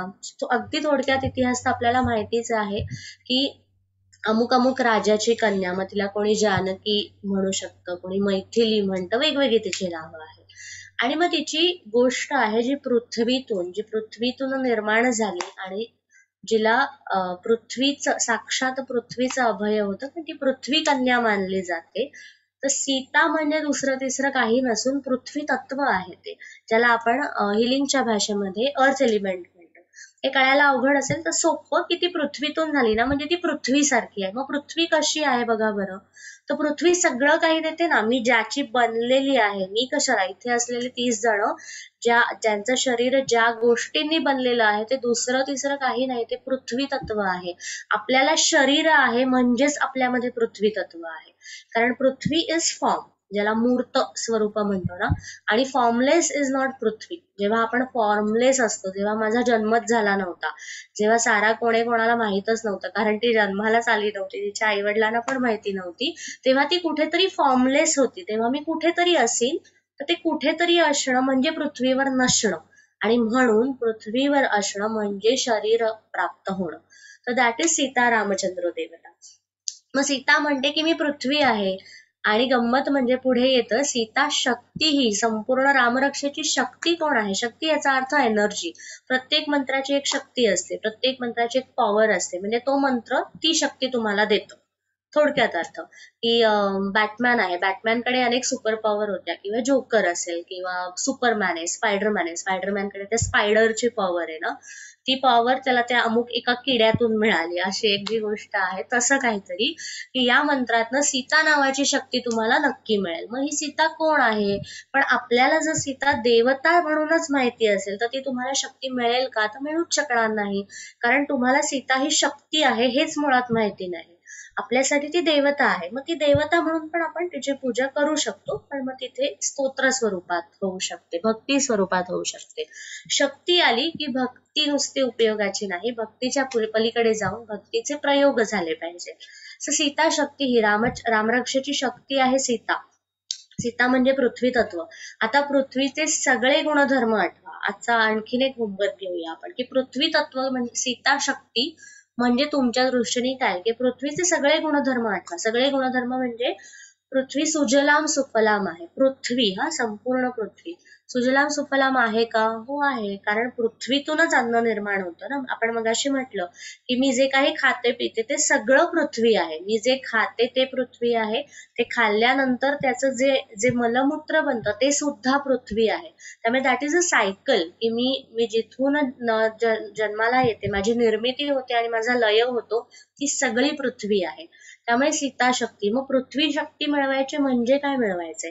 मग पृथ्वी काय देते? पृथ्वी कशी आहे? तर पृथ्वी कणखर आहे. म्हणजे पृथ्वीला आपण फेमिनाईन वापरतो ना, ती पृथ्वी म्हणतो. आणि मग तो सूर्य, तो चंद्र, पण ती पृथ्वी. तर ती स्त्रीलिंगी शक्ती आहे, म्हणजे आदिशक्ती किंवा सीता शक्ती म्हणून त्याला सीता शक्ती म्हणायला हरकत नाही. आणि मग ती सीताचा आणखी एक सुंदर अर्थ आहे. सीता म्हणजे संस्कृतातलाच अर्थ आहे की ज्याला आपण पीक येणं म्हणतो ना, किंवा शेत बहरणं जे म्हणतो, त्या शेत किंवा ती जमीन, त्या जमिनीला सुद्धा सीता म्हटलं जातं, त्या सॉइलला सुद्धा सीत म्हटलं जातं. तर सीता याचा अर्थ ती जमीन, ती ओलसर जमीन ज्याच्यामध्ये काहीतरी निर्माण करण्याची शक्ती आहे. ती निर्माण करण्याची शक्ती दुसरं तिसरं काही नसून मॅनिफेस्टेशनची शक्ती आहे. म्हणजे सीता म्हणजे मॅनिफेस्टेशन पॉवर. मग तुम्हाला मॅनिफेस्टेशन पॉवर मिळेल तर कसं मॅनिफेस्टेशन? पृथ्वीसारखं, म्हणजे खूप रंगीबेरंगी. पृथ्वीवरती केवढे रंग आहेत आणि जगातलं प्रत्येक झाड जर दुसऱ्या झाडापेक्षा वेगळं आहे, प्रत्येक फूल तर दुसऱ्या फुलापेक्षा वेगळं आहे, प्रत्येक फळ भाज्या अन्न तयार होणाऱ्याचा प्रत्येकाचा रंग जर दुसऱ्यापेक्षा वेगळा आहे, तर त्या सीतामध्ये केवढी ताकद आहे. म्हणजे ही सीता शक्ती काय इंटरेस्टिंग आहे की ही तर एवढे कलर जन्माला घालते. म्हणजे एवढ्या विविध अंगी विविध रंगी नटलेलं सगळं हे तुम्हाला सीतेमधून मिळू शकतं. सीता शक्ती ही. आणि आजची होळी आहे आणि उद्या रंगांचाच सण आहे, तर दोन्हीचा संदर्भ खूप छान आहे की रंग याचा अर्थ की तुमच्या संकल्पाच्या अनेक छटा असतील ना, की मला अमुक अमुक मिळवायचंय, पण त्याचे सुद्धा अनेक छटा आहेतच की त्या सगळ्या छटा म्हणजे सीता शक्ती ही. असं सगळं जर तुम्हाला मिळवायचं असेल तर रामरक्षेची शक्ती सीता आहे. म्हणजे रामरक्षा करून तुम्हाला काय मिळेल? तर ही एक पॉवर नक्की मिळेल. दुसरं तिसरं काही नाही मिळालं, पण सीता शक्ती ही मिळेल. आणि सीताचा सगळ्यात महत्वाचा उपयोग, ज्याच्याकडे आता आजच्या ह्याच्या थोड्याशा शेवटाकडे आलोय म्हणून येते, तो म्हणजे की सीता इज पृथ्वी. पृथ्वी म्हणजे 7 चक्र ज्यांना ऐकून माहितीये. आपल्या शरीरात 7 चक्र असतात, तर पृथ्वी म्हणजे मूलाधार चक्र. मूलाधार याचा अर्थ माझ्या आत्ताच्या जन्माचा, या आधीच्याही आणि नंतरच्याही ज्यांचा पुनर्जन्मावर विश्वास आहे, पण माझ्या आत्ताच्या जन्माचा जो मूळ आधार आहे ते म्हणजे पृथ्वी तत्व, ते म्हणजे मूलाधार चक्र. त्या मूलाधाराची सीता शक्ती आहे. त्या मूलाधाराची देवता श्री देवता आहे. त्या मूलाधाराची देवताच लक्ष्मी आहे. त्या मूलाधाराची दुसरी देवता गणपती आहे, तो पण आलाय सुरुवातीला. सो सगळे आलेले आहेत. मग सगळे जर आलेले असताना मी काहीतरी करून मला काहीतरी मिळत नसेल तर चूक आपली असणार, मंत्राची असूच शकत नाही की आपलं काहीतरी चुकतंय म्हणून काहीतरी होत नाहीये, कारण सगळेच दिलेले आहेत इकडे. मग सीता शक्ती, मग सीता म्हणजे ग्राउंडिंग. ग्राउंडिंग याचा अर्थ पृथ्वीशी घट्ट नातं असणं. आणखी वेगळ्या भाषेत सीता म्हणजे स्टॅबिलिटी. स्टॅबिलिटी म्हणजे स्थैर्य. मग आत्ता या क्षणी 2021 28 मार्च 10:40 ऑलमोस्ट, या क्षणी जिथे जिथे स्टॅबिलिटी नाहीये आपल्या आयुष्यात, वैयक्तिक आयुष्यात, पृथ्वीवर तर नाहीच आहे, पण आपल्या वैयक्तिक आयुष्यात सुद्धा जिथे जिथे आपल्याला वाटतंय की अस्थिरता आहे, स्थ मिसिंग आहे, तिथे सीता लागणार आहे. कारण सीताच स्थिरता देऊ शकते. संपूर्ण रामायणाचा हा गाभा आहे की जेथे राघव तेथे सीता. तसं ते आहे की तुम्हाला राघव हवाय ना, मग आधी सीतेला तर प्रसन्न करा. सीता शक्ती आहे कारण. तर रामापर्यंत पोहोचण्याचा मार्ग सीतेमधनं जातो आणि पुढे हनुमान येतोच आहे की डायरेक्ट रामाच्या मागे जे लागतायत ना त्यांना थोडीशी कदाचित वेळ लागू शकते किंवा श्रद्धे आणि भक्तीतून ते पोहोचूही शकतील, पण शास्त्रशुद्ध मार्ग हवा तर सीता शक्ती ही श्रीमद हनुमान कीलकम. कीलक याचा अर्थ चावी, ती त्याची गुरुकिल्ली आहे. गुरुकिल्ली कशाची आहे? जे पुढे आलेलं आहे, श्री सीता रामचंद्र प्रीत्यर्थे जपे विनियोग. हा प्रीत्यर्थे, प्रीती म्हणजे प्रेम, अर्थ म्हणजे प्रीती अर्थे, प्रीती इति अर्थे, अशा अर्थासाठी, कशात काहीतरी शोधण्यासाठी, कशावरच्या प्रेमासाठी रामचंद्र, राम आणि चंद्र, जपे विनियोग. विनियोग म्हणजे उपयोग. या सगळ्याचा उपयोग करा, याचा सगळ्याचा तुम्ही विनियोग, याचा अर्थ ऍप्लिकेशन, की याचं उपाययोजन करा म्हणजे एक्झिक्युशन करा. सो रामरक्षेतली चौथी ओळ एक्झिक्युशन बद्दल बोलते. तिचे एक्झिक्युशन हे कुठल्याही प्रोजेक्ट मॅनेजमेंटचा गाभा आहे की तुमचं प्लॅनिंग तगडं असेल, हो तुमचं थिअरी जबरदस्त आहे, ऑन पेपर तुमचा प्लॅन टकाटक दिसतोय आणि अगदी गोल्ड मेडल तुम्हाला मिळेल या प्लॅनसाठी, पण त्याचं एक्झिक्युशन चुकलं, त्याचं इम्प्लिमेंटेशन चुकलं तर काहीच उपयोग होणार नाही. आणि रामरक्षा सांगते या सगळ्याचं एक्झिक्युशन करा. कशाचं? तर परत एकदा, सीता रामचंद्र देवता, सीता शक्ती, हनुमान कीलकम आणि श्री रामचंद्र प्रीत्यते. कशासाठी? की श्री सीता रामचंद्र, श्री सीता रामचंद्र या 4 गोष्टी आयुष्यात हव्या असतील तर वरच्या सगळ्याचं एक्झिक्युशन, इम्प्लिमेंटेशन करा. कसं करायचं? सोपं आहे. सीता शक्ती ही पुढचं येतं, जी आजची प्रक्रिया आहे, जी आजचा आपला होमवर्क आणि प्रोसेस आहे, श्रीमद हनुमान कीलकम. कीलक याचा अर्थ, प्रत्येक मंत्राला एक कीलक असतो. कीलकचा एक अर्थ दास असा होतो, म्हणजे नोकर असा अर्थ नाही हा, दास. दास याचा अर्थ जो श्रद्धेने सेवाभाव स्वीकारतो तो दास, दास्य भक्ती ज्याला आपण म्हणतो. तर तसं जे आहे ते श्रीमद हनुमान कीलकम, परत श्री आलेला आहे, श्रीमद हनुमान कीलकम. नुसता हनुमान नाही म्हटलेलं किंवा हनुमानाचं वेगळं नाव पण नाही वापरलेलं, श्रीमद हनुमान कीलकम. श्रीमत याचा अर्थ जो श्रीमंत आहे, जो मुळातच श्रीमंत आहे आणि असणारच, कारण त्याला तर जन्म मृत्यूची सुद्धा श्रीमंती मिळालेली आहे, जी आपल्याकडे नाही. तो सप्त चिरंजीवांपैकी एक आहे, तर त्याला चिरंजीव असण्याची श्रीमंती मिळाली, त्याला आणखी काय पाहिजे ना. तर तसा तो श्रीमद हनुमान कीलकम. किती वेळा श्री आलाय पहिल्याच ह्याच्यात वाचलं तर कळेल की इतक्या वेळा ती श्रीदेवी पुन्हा पुन्हा सांगते की तो जो माझा हनुमान आहे ना, ज्याला श्री मान्य आहे ना, ज्याला श्री प्रसन्न आहे ना, तो जो हनुमान आहे ना, तो तुमची किल्ली आहे, तुम्ही इकडे तिकडे नका जाऊ. सो सगळ्यात महत्वाचं, आजपासून जर रोज रामरक्षा म्हणत असाल तर रामरक्षेच्या आधी हनुमानाचं काहीतरी म्हणायचं. मग भीमरूपी म्हणू शकतो.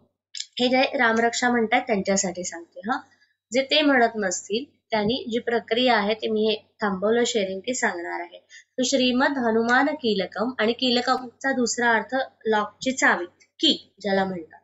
सो कुलपाची चावी काय आहे, ते कुलूपच आहे, आणि ज्या अर्थी चावी दिली त्या अर्थी त्यांनी सांगितलं की दिस इज समथिंग ट्रेजर, म्हणजे खजिना आहे ज्याला एक कुलूप आहे आणि त्या कुलपाच्या या चाव्या आहेत, एक हनुमान एक सीता आणि आतमध्ये राम आहे. तर तुम्ही रामापर्यंत जाण्याची फार घाई करू नका. या दोघांवर काम केलं तर राम धावतच येणार, कारण आपण मगाशी म्हटलं जेथे राघव तेथे सीता, की तिथे सीता ती असणारच आहे. सो सीतेच्या आजूबाजूला कुठेतरी ते रामाचं अस्तित्व आहे. श्री सीता रामचंद्र पित्याथे जपे विनियोग हा, आणि त्याचं एक्झिक्युशन. सो पुढचा जो श्लोक आहे तो आपण उद्या बघूया. आणि आता आजची जी प्रक्रिया आहे ती सांगते. पहिलं मी मगाशी म्हटलं की एक होमवर्क सोपा आहे की संपूर्ण, म्हणजे त्या निमित्ताने रामरक्षा डोळ्याखालून घातली जाईल म्हणून हे होमवर्क सगळे, की कुठे कुठे 2-3 आपण उल्लेख बघितले की श्रीचा उल्लेख किती ठिकाणी आलाय, किती वेळा आलाय, तर कळेल की किती वेळा श्री श्री श्री श्री लिहिलेलं आहे. पुन्हा एकदा सांगेन, ज्या अर्थी श्रीराम असं नाव आहे आणि नुसतं राम असं नाव नाही, श्री गणेश म्हणतो ना, श्रीराम म्हणतो, श्री महालक्ष्मी म्हणतो, कारण सगळ्या श्रीमंतीच्या, सगळ्या काय म्हणतो निर्मितीच्या देवता आहेत, सगळ्यातनं काहीतरी निर्माण करणं अपेक्षित आहे आणि ते निर्माण करण्यासाठी तिथे श्री तत्व आलेलं आहे. शंकराला आपण शंकर किंवा पार्वतीला श्री पार्वती म्हणण्यापेक्षा पार्वती असं म्हटलं जातं. तर तसं बऱ्याच देवतांच्या आधी श्री लागतं, तेव्हा त्याचा निश्चित अर्थ असतो. उगाच वेळ जात नाही म्हणून श्री इकडे तिकडे टाकलेले नाहीत. तर तसं मग कुठे कुठे रामचंद्र, चंद्राची उपमा रामाला कुठे कुठे सापडते. अनेक गाणी, मराठीतली गाणी जरी डोळ्याखातलं घातली तरी तुम्हाला दिसेल की रामाला सगळीकडे चंद्राची उपमा आहे. तर ती आहे कारण चंद्र, सूर्य, राम, श्री हे सगळे संपत्ती याचा अर्थ अष्टलक्ष्मी, सगळ्या लक्ष्मींचे दातक, त्याचे सगळ्याचा देणारा आहे म्हणून. आणि तिसरं शोधायचं की संपूर्ण रामरक्षेमध्ये रामाला आणखी एक उपमा दिली जाते, मिळेल ती वाचता वाचता कळेल. अजून एक उपमा जी खूप कॉमन आहे रामाच्या बाबतीत, तर ह्या रामाच्या बाबतीत उपमा कॉमन का असाव्यात अशा अनुषंगाने त्याच्याकडे बघायचं आहे आणि उद्या आपण याचं शेअरिंग घेऊया पटकन. आणि दुसरा जो होमवर्क आहे की आज मी म्हटलं असं, आज पहिला दिवस आहे म्हणून मेडिटेशन असं दिलेलं नाही, थोडंसं रामरक्षेवरती ग्राउंडिंग करूया. Grounding is the base. So Sita याचा अर्थ ग्राउंडिंग. आजचा जो आपला संकल्प आहे तो ठरवताना हनुमान कीलकम, हनुमान याचा एक अर्थ रामाचा दास, दास्य भक्ती हे आपण बघितलं, पण हनुमान मुळात कोण होता त्याच्याकडे नुसतं लक्ष दिलं तर कळेल हनुमान म्हणजे काय. तर हनुमान हा वायुपुत्र, त्याला वायुपुत्र हनुमान असं म्हटलं जातं. आणि वायुपुत्र हनुमान असल्यामुळे आपल्या शरीरातले वायू, वायूचा त्या वायूंचा तो पुत्र आहे ना, मग माझ्या शरीरातला वायू म्हणजे कोण, तर दुसरं तिसरं काही नाही, माझा श्वास.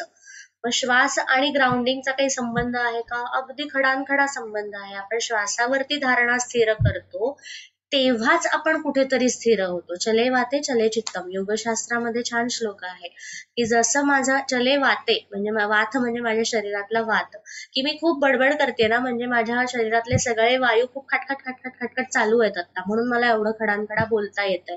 ते जर अडखळले तर मी असं करीन, मला खोकला येईल, मी थांबीन, मी आठवत बसीन, असं काहीतरी करत बसेल, कारण ते वायू अडकतायत. ते अडकत नाहीयेत म्हणजे ते छान चालू आहेत. ते छान चालू आहेत. मग चले वाते चले चित्तम. आत्ता चले वाते चले चित्तम सिंक्रोनाइज चालू आहे. रामरक्षा या विषयावरती मी बोलते आणि हे सगळं छान चालू आहे. एक्झॅक्ट तेच आपल्याला करायचंय की श्वासावरती धारणा. श्वासाची धारणा म्हणजे हनुमान कीलकम, दुसरं काहीही नाही. म्हणून रामरक्षेच्या प्रयोगांमधला महत्वाचा प्रयोग वाचा शुद्धीचा येतो. किंवा कोणी आर्टिस्ट असेल तर त्यांना माहिती की शब्द म्हणजे शब्दप्रभुत्व, किंवा आपण म्हणतो ना की एखादा डायलॉग आपल्याला खूप स्मूथली त्याची डिलिव्हरी लागते, खूप छान बोलायला लागतो, त्याच्यातला टोन आणि अमुक तमुक लागतं. किंवा स्पीच थेरपीमध्ये रामरक्षा वापरतात. त्याचं कारण की रामाचा दास कोण, तर हनुमान. हनुमान म्हणजे वायुपुत्र, वायू म्हणजे श्वास. आपोआपच रामरक्षेतून श्वासाची साधना होते आणि म्हणून हनुमानाला प्रसन्न केलं तर तुमचा श्वास नॉर्मलला राहील. त्याची स्टॅबिलिटी म्हणजे सीता, ती सीता स्थिर होईल. ती सीता स्थिर झाली की राम धावत येईल, कारण त्याला स्थिरता हवी आहे, त्याला स्थिरता करते. आणि आपण रामाकडे येणार आहोत तिसऱ्या चौथ्या दिवशी. मी पहिल्या त्या व्हिडिओमध्ये म्हटलं होतं की राम म्हणजे सूर्यवंशी राजा आहे. तो सूर्यासारखा आहे, तो अतिशय प्रदीप्त तेज पुंज आहे, ते तेज आहे. तेज म्हणजे अग्नी, अग्नी म्हणजे फायर एलिमेंट. आणि अग्नी हवी असेल तर अग्नीचा जर योग्य वापर करायचा तर अग्नीचा जो बेस असतो तो स्थिर पाहिजे ना, नाही तर त्याचा वणवा होतो. शेकोटी पण होते, अग्निहोत्र पण होतं, पण वणवा सुद्धा अग्नीचंच रूप आहे. तर आपल्याला वणवा नकोय आणि अग्निहोत्र हवाय, म्हणजे त्याचा बेसच स्थिर हवाय. त्याला आपल्याला एक बाउंड्रीज हव्यात आखलेल्या की हा मला या एवढ्या बाउंड्रीमध्ये तो अग्नी जो काही आहे तो निर्माण करायचा आहे, फिरवायचा आहे, वापरायचा आहे. जसं आपण अन्न बनवतो की सिंक्रोनाइज्ड वेल ऑर्गनाइज्ड अग्नी आहे ना, असा गॅस आपण लावला की असं घरभर गॅस नसतो ना, एकाच ठिकाणी असतो आणि तेवढूशा ह्याच्यावरती जेवण बनतं. म्हणजे असं नाहीये की अग्नी आहे म्हणून एक खोलीभर अग्नी लावून ठेवलाय. तर तसं ते तेवढूसच लागते रामरक्षा, फार नाही लागत काही, पण ती तेवढूशी मिळवण्यासाठी त्याला दिशा द्यायची ती श्वासाने. सो दुसरी प्रक्रिया काहीच नाहीये, सोपं आहे. शांत बसायचं, श्वासाची जाणीव. एक म्युझिक मी बॅकग्राऊंडला म्हणजे सोपं जायला म्हणून एक ग्राउंडिंगचं पृथ्वी तत्वाचं म्युझिक क्लासरूम वरती टाकणार आहे. क्लासरूमची लिंक पण टाकणार आहे ग्रुपवर, ते जॉईन करा. आणि ते म्युझिक लावायचं, नुसतं बसायचं, आपला संकल्प मनात ठेवायचा. आणि आता रामाला आवाहन करण्याआधी, आज मी सांगितलं नाही की हनुमानाला आधी आवाहन करा, आता त्याचा अर्थ कळेल की उगाच ही सांगते म्हणून करायचं, ह्यात काही अर्थ नाही. आता त्याचा अर्थ कळेल, कारण हनुमान कीलकम, त्याची किल्ली तर उघडा दरवाजाची, बंद दरवाजावर कसलं आवाहन करताय, ती किल्ली तर उघडा. आणि मग ती किल्ली उघडण्यासाठी आधी हनुमानाचं स्मरण करायचं. अनेक प्रकारे स्मरण करू शकता. फक्त स्मरण, कोणाला काही म्हणायचं असेल श्लोक प्रार्थना तसं म्हणा, मनोजवम मारुततुल्य वेगम. हनुमानाचे कितीतरी श्लोक आहेत, भीमरूपी म्हणू शकता, पण बेसिकली हनुमानाचं स्मरण करायचं. म्हणजे श्वासाची धारणा, श्वास स्थिर करायचा, दीर्घ श्वसन. दीर्घ श्वसन याचा अर्थ श्वास येतोय जातोय आणि आपला जो संकल्प आहे तो त्या श्वासाला सांगायचा. म्हणजे तो श्वास, आपण संकल्पाचं उच्चारण करत असताना त्यात श्वास घ्यायचा, एवढं सोपं काम आहे. आणि मग हनुमानाला सांगायचं की मी असं 8 दिवस करणार आहे, हा माझा संकल्प आहे, हा रामापर्यंत पोहोचवण्याचं काम कर. कारण मनोजवम मारुततुल्य वेगम ना, म्हणजे तेवढ्या वेगाने मी कुठे जाणार आहे, तेवढ्या वेगाने हनुमानच जाऊ शकतो. तर ते त्यालाच द्यायचं काम. त्याच्यासाठी या देवता दिलेल्या आहेत आपल्याकडे. सगळीच कामं आपण करायला जायची नाही, मग दमायला होतं. तर ज्यांना जी जी कामं आहेत त्यांना ती देऊन टाकायची आणि आपण निवांत बसायचं. कारण आपण मनुष्य जन्म घेतलाय ना निवांत बसण्यासाठी, मग तो घ्यायचा, त्याची पण मजा घ्यायची. आणि मग मनुष्य जन्माला येऊन ज्या ज्या देवतांचे जे जे उपयोग आहेत ती कामं, त्यांच्यावर पण थोडा विश्वास ठेवायचा, ती कामं द्यायची. हा, पण त्याचा जो गृहपाठ आहे तो पक्का करायचा की हनुमानाला काय सांगायचं हे तुम्हीच ठरवायला पाहिजे. आणि मग ते सांगितल्यावर फॉलोअप पण तुम्हीच करायला पाहिजे. तो परत नाही येणार तुमच्याकडे की मी निरोप पोचवला सांगायला. You have to keep asking की आता हे झालं का, आता मी पुढचा संकल्प सांगणार. सो असं सगळं करायचं. आणि दॅट इज टुडेज प्रक्रिया. एवढी सोपी प्रक्रिया आहे की श्वासाच्या जाणीव ठेवून संकल्प करायचा, आणि हनुमानाचं स्मरण पहिले आजपासून रामरक्षेच्या आधी, आणि मग ऍक्च्युअल रामरक्षा. नाईस. सो आजचा विषय बोलून संपलेला आहे. आता काही पटकन प्रश्न असतील तर विचारा, आणि उद्या आपण ध्यायेदाजान सारा, पुढच्या ह्याच्याने सुरुवात करू. हा बोला. अगं काय आनंद होतोय सगळं ऐकताना. मजा येते ना, मला पण मजा येते. एन्जॉय फारच मजा म्हणजे श्री सुक्तासारखं हो, ऑक्टोबर नंतर मला पण असं जाणवलं. एकदम फारच उत्साह असं झालाय. नक्कीच. थँक्यू. Yes, thank you. चल बाय, गुड नाईट. थँक्यू. हो, मी लिंक टाकते. हा, ओके, चल. खूपच छान. हो, थँक्यू. हा बोला ना. एक मिनिट, हा संपदा ताई बोलतात. एकच मिनिट. हा बोला. मला एक विचारायचंय, हनुमंताचा जर आपण आधी मंत्र म्हटला तरी चालेल, ओम नमो भगवते हनुमंताय? हो, काही आपापली आयडिया लढवायची आहे. मंत्र म्हणा, म्हणजे 11 वेळा जर म्हटला तरी काहीच चालेल ना? हरकत नाही. आणि काय हो, होतं, काही काही वेळेला भीमरूपी म्हणताना ना एखादी ओळ गायली जाते वगैरे काहीतरी होतं, म्हणजे असं मला असं वाटतंय. त्याच्यामुळे मग ते उगाच आपण म्हणताना ते स्तोत्रच म्हणणार असू आणि जर त्याच्यातलं काही गायलं गेलं तर ते नाही, म्हणून मी आणि मग पुढे नंतर काय करायचं म्हणालीस? नंतर मग आपला संकल्प आपण हनुमानाला सांगतो. हा, म्हणजे तुम्ही जर रोज रामरक्षा म्हणत असाल तर आजपासून त्याच्या आधी हनुमानाचं स्मरण करा आणि मग रामरक्षा म्हणा, असं. ओके. थँक्यू. चलो, good night. Good night. Meena Gokhale तुम्ही बोलत होता. थँक्यू मंजुषा ताई. हा, तुम्ही बोला. हा बोला.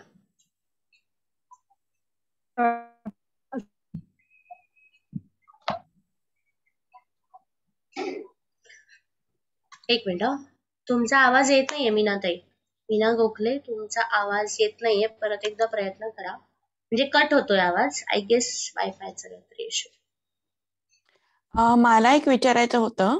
हा बोला. की तू ग्राउंडिंग करायचं असं सांगितलं, म्हणजे एक्झॅक्टली काय करायचं? ग्राउंडिंग याचा अर्थ, उदाहरणार्थ मी पटकन आता बाहेरनं आले आणि जर मी असंच घ्यायला लागले असते तर थोडंसं अस्थिर असतं ना आपलं माइंड, आपण कुठून तरी. तर ग्राउंडिंग याचा अर्थ तिथे स्थिर होणं. आपण जिथे आहोत तिथे आधी स्थिर होणं. सामान्यपणे आपण हे प्रत्येक गोष्टीमध्ये करतो, म्हणजे करत नाही असं नाही. अगदी सोपं की पंगत वाढते आणि मग पार्वती पते म्हणतात ते सगळ्यांना पटकन लक्ष हे करून तिथे फोकस करायला. लोक इकडे तिकडे असतात, कोणी व्हॉट्सअपवर असतो, तर सगळ्यांचं लक्ष त्या जेवणाकडे जावं म्हणून ते जोरात म्हणतात की आपोआप ग्राउंडिंग होतं. की हा आता पंगत, आता जेवायची सुरुवात, मग माणसं जेवायला लागतात. तर ते असे काही काही क्लू आहेतच आपल्या संस्कृतीमध्ये दिलेले. तसं आपलं आपण ग्राउंडिंग शोधायचं. बेसिकली स्थिर व्हायचं त्या ठिकाणी आणि मगच सुरुवात करायची. म्हणजे लक्ष केंद्रित करणे. परफेक्ट. येस. आणि वंडरफुल सेशन होता. खूप मजा आली मला. थँक्यू. खूपच छान, मजा आली. खूपच मस्त होतं. येस. चालेल. मी लेफ्ट होते. चालेल? हो, काही हरकत नाही. हा, उद्यापर्यंत. चालेल. Yes, thank you. येस. नाईस. कोणाला काही प्रश्न असतील तर? नाही तर प्रश्न नाहीये. मी श्रेया राजवाडे. हा बोला. पण एक खूप दिवसापासून अशी इच्छा होती की लहानपणापासून आई बाबा सांगायचे की विष्णू सहस्त्रनाम शिकताना, अथर्वशीर्ष शिकताना उच्चार चांगले पाहिजेत, व्यवस्थित पाहिजेत, आणि कोणी शिकवल्याशिवाय ते पुस्तक वाचून म्हणू नकोस असं नेहमी, म्हणजे त्याची संथा घ्यायची म्हणतो ना, तर तसं आम्हाला नेहमी सांगितलं जायचं की त्याची संथा घ्या कोणत्या तरी जाणत्या माणसाकडून नेहमी. तर तेव्हा नेहमी कुतूहल असायचं की हे मंत्रांचं काय सामर्थ्य असेल किंवा हे शब्दोच्चार का महत्वाचे असतील. ते फिजिक्स शिकताना सायन्स मध्ये असं कळायला लागलं की रेझोनन्स हा जो प्रकार असतो की जो आपल्याला कुठेतरी तो मॅच होतो म्हणा, ते आपली जी कंपन आहे, साऊंड एनर्जी ज्याला म्हणतो, ह्याचा कुठेतरी व्हायब्रेशन्स हा संबंध कळायला लागला. आणि त्याच्यानंतर अथर्वशीर्ष वगैरे म्हणताना वेगळं वाटायला लागलं किंवा वेगळं प्रकारे ते म्हटलं जायला लागलं. ते रामरक्षा त्या मानाने भरपूर कॉम्प्लिकेटेड आहे, म्हणजे बरंच मोठं स्तोत्र आहे. मोठं आहे, 40-38 श्लोक. खूप इच्छा होती. तर असं पहिलंच आज हे सेशन झालं, पण असं वाटतं की इच्छा माझी पूर्ण होईल की जे काय उलगडायचंय त्याच्यामधून मला समजून घ्यायचंय ते नक्कीच फार सुंदर प्रवास चालू आहे. तर लुकिंग फॉरवर्ड. Yes, thank you. त्यांनी रेझोनन्स हा छान शब्द वापरला. फिजिक्स मधला रेझोनन्स तर आहेच मंत्रशास्त्रात. आणि दुसरा महत्वाचा मुद्दा जो त्यांनी सांगितला की ते कोणाकडून तरी शिकावं, सगळे मंत्र कोणाकडून तरी म्हणजे संथा हा जरा अजून क्लिष्ट शब्द झाला, पण ते कोणाकडून तरी घ्यावं याचं एकमेव कारण मंत्रांचं कसं असतं ना, ते प्रवाहाने येतात. प्रवाहाने याचा अर्थ की ते कोणीतरी शिकलेत, मग त्यांच्याकडून दुसऱ्याला. जसं श्रीसुक्त मी एका क्रियायोगी माणसाकडनं शिकले होते सुरुवातीला, मग त्याच्यानंतर मी त्याच्यात माझे प्रयोग केले, मग मी माझं त्याला काहीतरी ऍड केलं, मग मी ते दुसऱ्या कोणाला तरी शिकवलं. तर मंत्रांचं असं आहे, जेव्हा जो मंत्र निर्माण झाला त्या प्रत्येक मंत्राच्या निर्मितीच्या गोष्टीत एक महत्वाचं सांगितलेलं आहे की हे एकातून दुसऱ्याकडे गेले पाहिजे, दुसऱ्यातून तिसऱ्याकडे. म्हणून शक्यतो असंच आणून मंत्र शिकून काही गोष्टी, म्हणजे असं होतं, अनेकांचे अनुभव होतात की नुसतंच त्यांनी काहीतरी करून बघितलं आणि कुठून तरी पुस्तक आणून वाचलं आणि काही विशेष झालं नाही, आणि ना काहीतरी एक ऐकलं आणि आम्ही आलो आणि घडायला लागलं. तर ते तसं होतं. बेसिकली तो चॅनल ऍक्टिव्हेट व्हायला लागतो, तर तो तसा होतो. बट येस, रेझोनन्सची मजा तर येतेच, आणि म्हणायला लागलो की ती अजून जाणवेल आपल्याला. अनेकांनी चॅटवर काय काय टाकलंय जे मी आता वाचते. थँक्यू हेमंत सर, त्याने टाकलंय येस, कार्यशाळेत सहभागी होण्याचा निर्णय योग्य होता हे या 90 मिनिटात जाणवले. Thank you so much. शैलाताईंचा पण मेसेज आलाय. हो, रामरक्षा झाल्यावर सुद्धा हनुमानाचे स्तोत्र म्हणावे असे म्हणतात. झाल्यावर म्हणावे असं म्हणतात ते बेसिकली म्हणजे अशी एक श्रद्धा आहे की रामाचा सर्वश्रेष्ठ भक्त कोण, तर हनुमानाने त्याला स्वतःला रामाचा दासच म्हटलेलं होतं. पण माझ्या माहितीनुसार रामरक्षेच्या आधी हनुमानाचं म्हणावं. आपल्याकडे असा एक समज असावा की आधी हनुमानाचं कसं काय, आधी राम पाहिजे ना. पण आता आपल्याला माहिती की हनुमान कीलकम, तुम्ही किल्ली न उघडता आतमध्ये घुसू नाही शकत. आपण आतमध्ये घुसून मग किल्ली नाही शोधता ना, आधी किल्ली शोधतो मग आत जातो, तसं. आधी हनुमान आणि मग राम. जसं कुबेर, शैलाताई तुम्ही कुबेर साधनेला होतात की कुबेराकडे जायचं असेल तर आधी लक्ष्मी येते, मग शंकर येतो, मग कुबेर येतो, डायरेक्ट कुबेराकडे कधीच जात नाही. तर तसं आहे की शंकर ही कुबेराची चावी आहे, तसं हनुमान ही रामाची चावी आहे. हा रेफरन्स पटला मला सारा, की हनुमान कीलक म्हणजे आधी किल्ली आपण लावली की मग ते ओपन होईल ना रामाचं पुढचं. आणि रामरक्षेतच हे सांगितलंय, हनुमान कीलकम रामचंद्र प्रत्यर्थे, त्याच्यापर्यंत पोचायचं तर हे करा आणि मग पुढे जा, असं. बरोबर. खरंच आहे, खूप खूप वेगळे अर्थ कळतात. माझ्या डोक्यात एक फार सामान्य विचार आता आला की मगाशी जे म्हटलं की फार उत्तम प्रवास सुरू झालाय म्हणून, तर माझ्या डोक्यात आला अभि तो पार्टी सुरू होईल अजून पुढे 7 दिवस. नक्कीच. नाही, व्हेरी नाईस. आणि I feel myself very blessed की हे सुरुवात केली ते बरं झालं. नाही तर यावेळी मला असं वाटत होतं थोडं की नाही नेक्स्ट बघूया शिबिर, पण नाईस डिसिजन. येस, रामरक्षाच अजून एक मोस्टली बॅच. हो, थँक्यू. रामरक्षा मोस्टली अजून एक बॅच होईल, कारण खूप जणांचे मला लास्ट मिनिट मेसेज आले की आम्हाला आज यायचं होतं पण जमत नाहीये, तर कदाचित रामनवमीच्या सुमारास येईल. आता येईलच एप्रिल एंडला. इव्हन आहे ना सारा, हे सूर्य चंद्र हे जे तू म्हणालीस ते काही माहिती नव्हतं की सूर्य चंद्र हे बाजूला रामचंद्र का म्हणतात म्हणून. करेक्ट, माहिती नव्हतं. नाईस. सारा, बरं वाटलं, थँक्यू. बरं वाटलं. काय पहिला काही अर्थ माहिती नव्हता, सिरियसली म्हणत होतो, पाठ करून घेतली गेली होती, पण हे छान वाटलं. आणि दुसरी एक गोष्ट मला, म्हणजे आता बोलू का नंतर फोन करून बोलू? ऍक्च्युली सूर्योपासनेबद्दल आहे. गेल्या आता 3 महिने आपण सूर्योपासना करतोय, मी डेली करते. माझं बघून घरात माझ्या नवऱ्याने पण चालू केलं. तो त्राटक करतो आणि नंतर खूप नाही करत, पण त्राटक झाल्यानंतर आंतरत्राटक करतो आणि थांबतो. फार करत नाही, पण गेल्या महिनाभरात करून आहे ना त्याला आता विदाऊट चष्मा व्यवस्थित वाचता येतं. मस्त, खूप सुंदर. वय वर्ष 50 आहे, म्हणजे कमी नाही. खूपच छान. नाही, खूपच छान. अगदी अगदी सुंदर अनुभव आहे. आणि व्यवस्थित वाचता येतं. हा, अगदी बारीक बँकेचे फॉर्म नाही वाचू शकत, हा, पण ठीक आहे. बाकी पण तो पुस्तकातलं वाचू शकतो व्यवस्थित, मेल व्हेरी वाचू नाईस, शकतो व्यवस्थित. व्हेरी तर हे नाईस. मला शेअर करायचं होतं हा. तुझ्याशी. ऍक्च्युली मी मंजुताईंशी शेअर केलं होतं, हो पण का? हा, आपल्या ग्रुपवर टाका ना, सूर्योपासनेचा हा, मी अनुभव म्हणून टाकेन. टाका. पण आज मला वेळ नाही झाला, आजच बोलणं हा, झालं. आरामात, म्हणजे पण मी टाका आठवणीने हो, असं. हो. हा, नक्की जेव्हा नक्की. वेळ होईल तेव्हा. येस, हो हो. ओके, आता उद्यापासून आधी भीमरूपी म्हणेन आणि नंतर रामकृष्ण म्हणेन. येस, नक्की. आता लक्षात आलं. माहीतच नव्हतं खरं. हो, तेच. Thank you. Thank you. Good night. Good night. Take care. Sara. Bye तुम्ही म्हणून. थँक्यू सारा. हो, टाकते मीराताई, टाकते. थँक्यू शैलाताई. हा, मंजुश्रीताई, बोला बोला. इन्स्पाइट ऑफ ऑल, म्हणजे मागचे 3-4 दिवस तुझा फ्लो आणि कन्सिस्टन्सी आणि सगळं हॅट्स ऑफ आहे. पण तू बरी आहेस का? आता बरीच बरी आहे. अजून किंचित गले में हिचकिच आहे. आवाज किंचित अजून आहे. बरोबर नाही वाटत आहे. हो, नाही, आवाज नाही झालेला पूर्ण, पण होईल. आणि म्हटलं तसं की असं काहीच झालं नाहीये, पण एक आमच्या फॅमिली डॉक्टर म्हणजे माझी आई, की जी स्वयंघोषित फॅमिली डॉक्टर आहे, तर तिच्या म्हणण्यानुसार विश्रांतीची गरज होती, ती घेतल्यावर जरा बरी झाली. ते पॅशन अशी आली की ते बाकी सगळं मागे जातं.